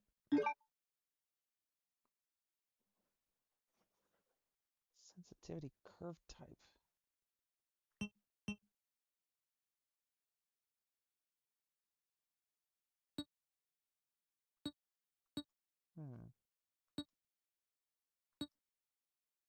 What's original compared to... Yeah, probably more analog?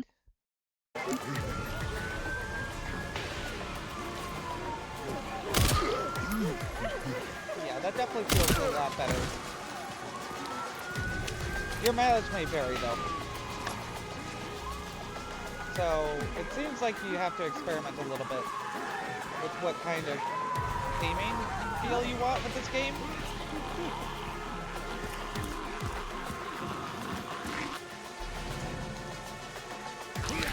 Good old greeners. Never let me down.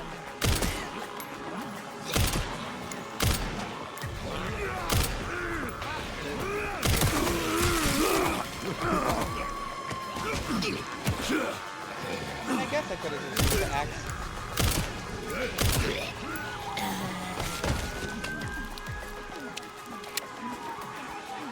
But I'm not very badly injured at all.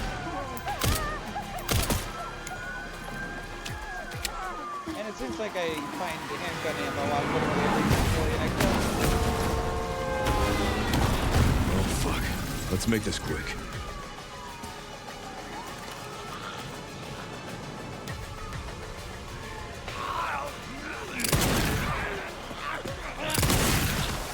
Oh, that's basically like a hand cannon.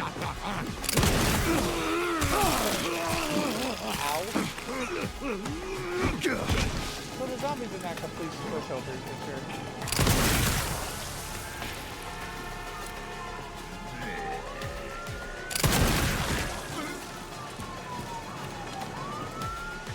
That gun just deletes people. I love it.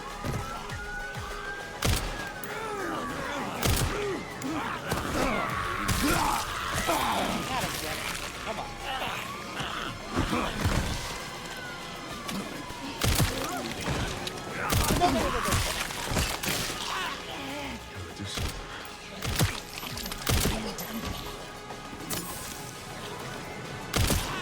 Okay, so I don't have to combine it with anything. Or maybe I use the base spray that was already there. In fact, I wasn't very prepared for this.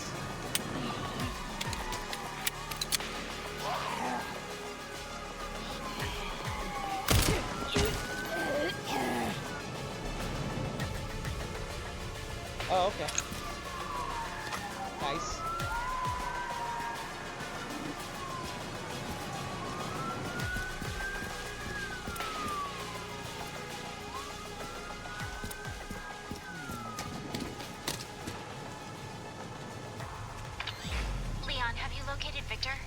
No, I lost them.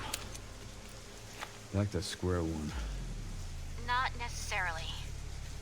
Victor purchased a building after Umbrella went under.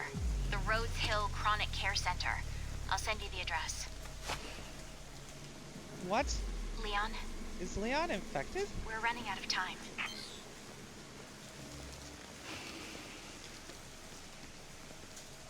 No! Arg! This can't be the end, buddy. Not after all these games.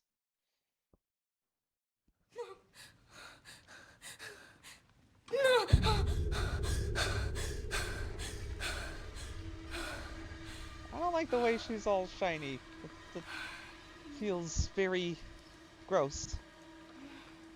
Like, what did they put on her? Her blood is the cure, isn't it? Like, maybe her mom was a researcher and hid the cure inside of her daughter? That's my guess. And she was gonna expose the truth before she got murdered. Completely uneducated guess, so perfectly willing to accept the possibility of being wrong.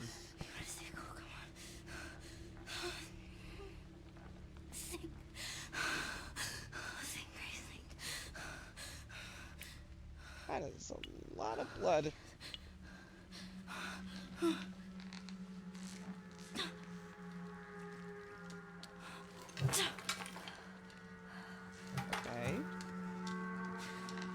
Oh, yes.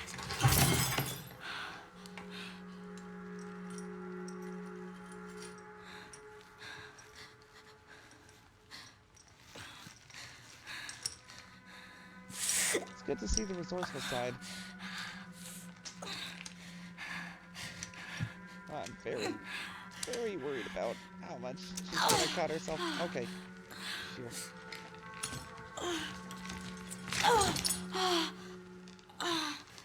Knowing Resident Evil, it would have been much closer, possibly.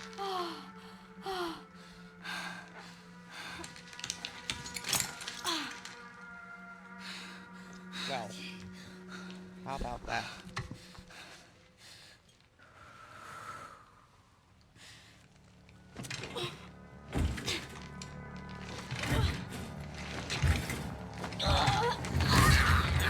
I hope she hadn't been upside down for long. That just seems like she's gonna be very dizzy. Yeah. Well, again, left you upside down for hours. Just for one thing.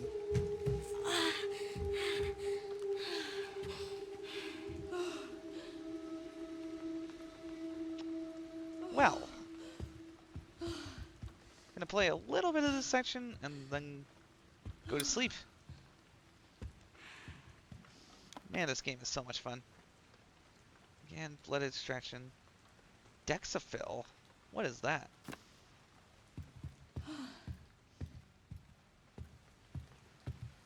Well, Und also drained a lot of blood from you, so... You know, normally I'd suggest eating a cookie and drinking some orange juice, but... this isn't a normal blood donation of the kind that I've done. By a long shot.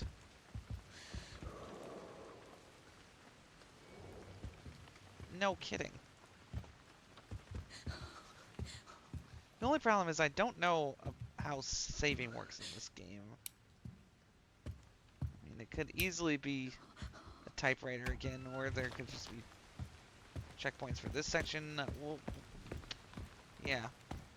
I assume that both of the introductory sections saved after that, obviously, but other than that, I can't really have any assumptions. Maybe the typewriters are the only thing in classic mode? Guess I'll find out. Oh, phew, that's just a griffin statue.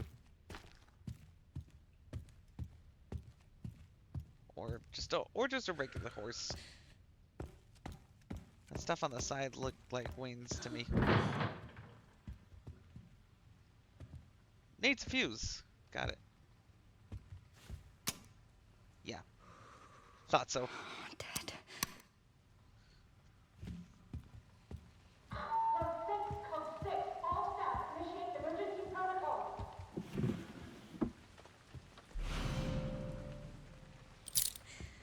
What is it with Resident Evil locales and their incredibly strange, unique keys that need very specific locks? Half the reason why so many people die in these apocalypses is because of how impossible it is to open anything.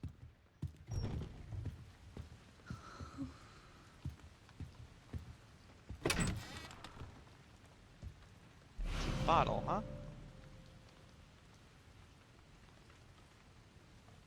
Okay. Ah. Now I have a typewriter to save. I think that's the perfect time to call it a night, but I can't wait to record more in handheld mode tomorrow. And I am loving this game so far.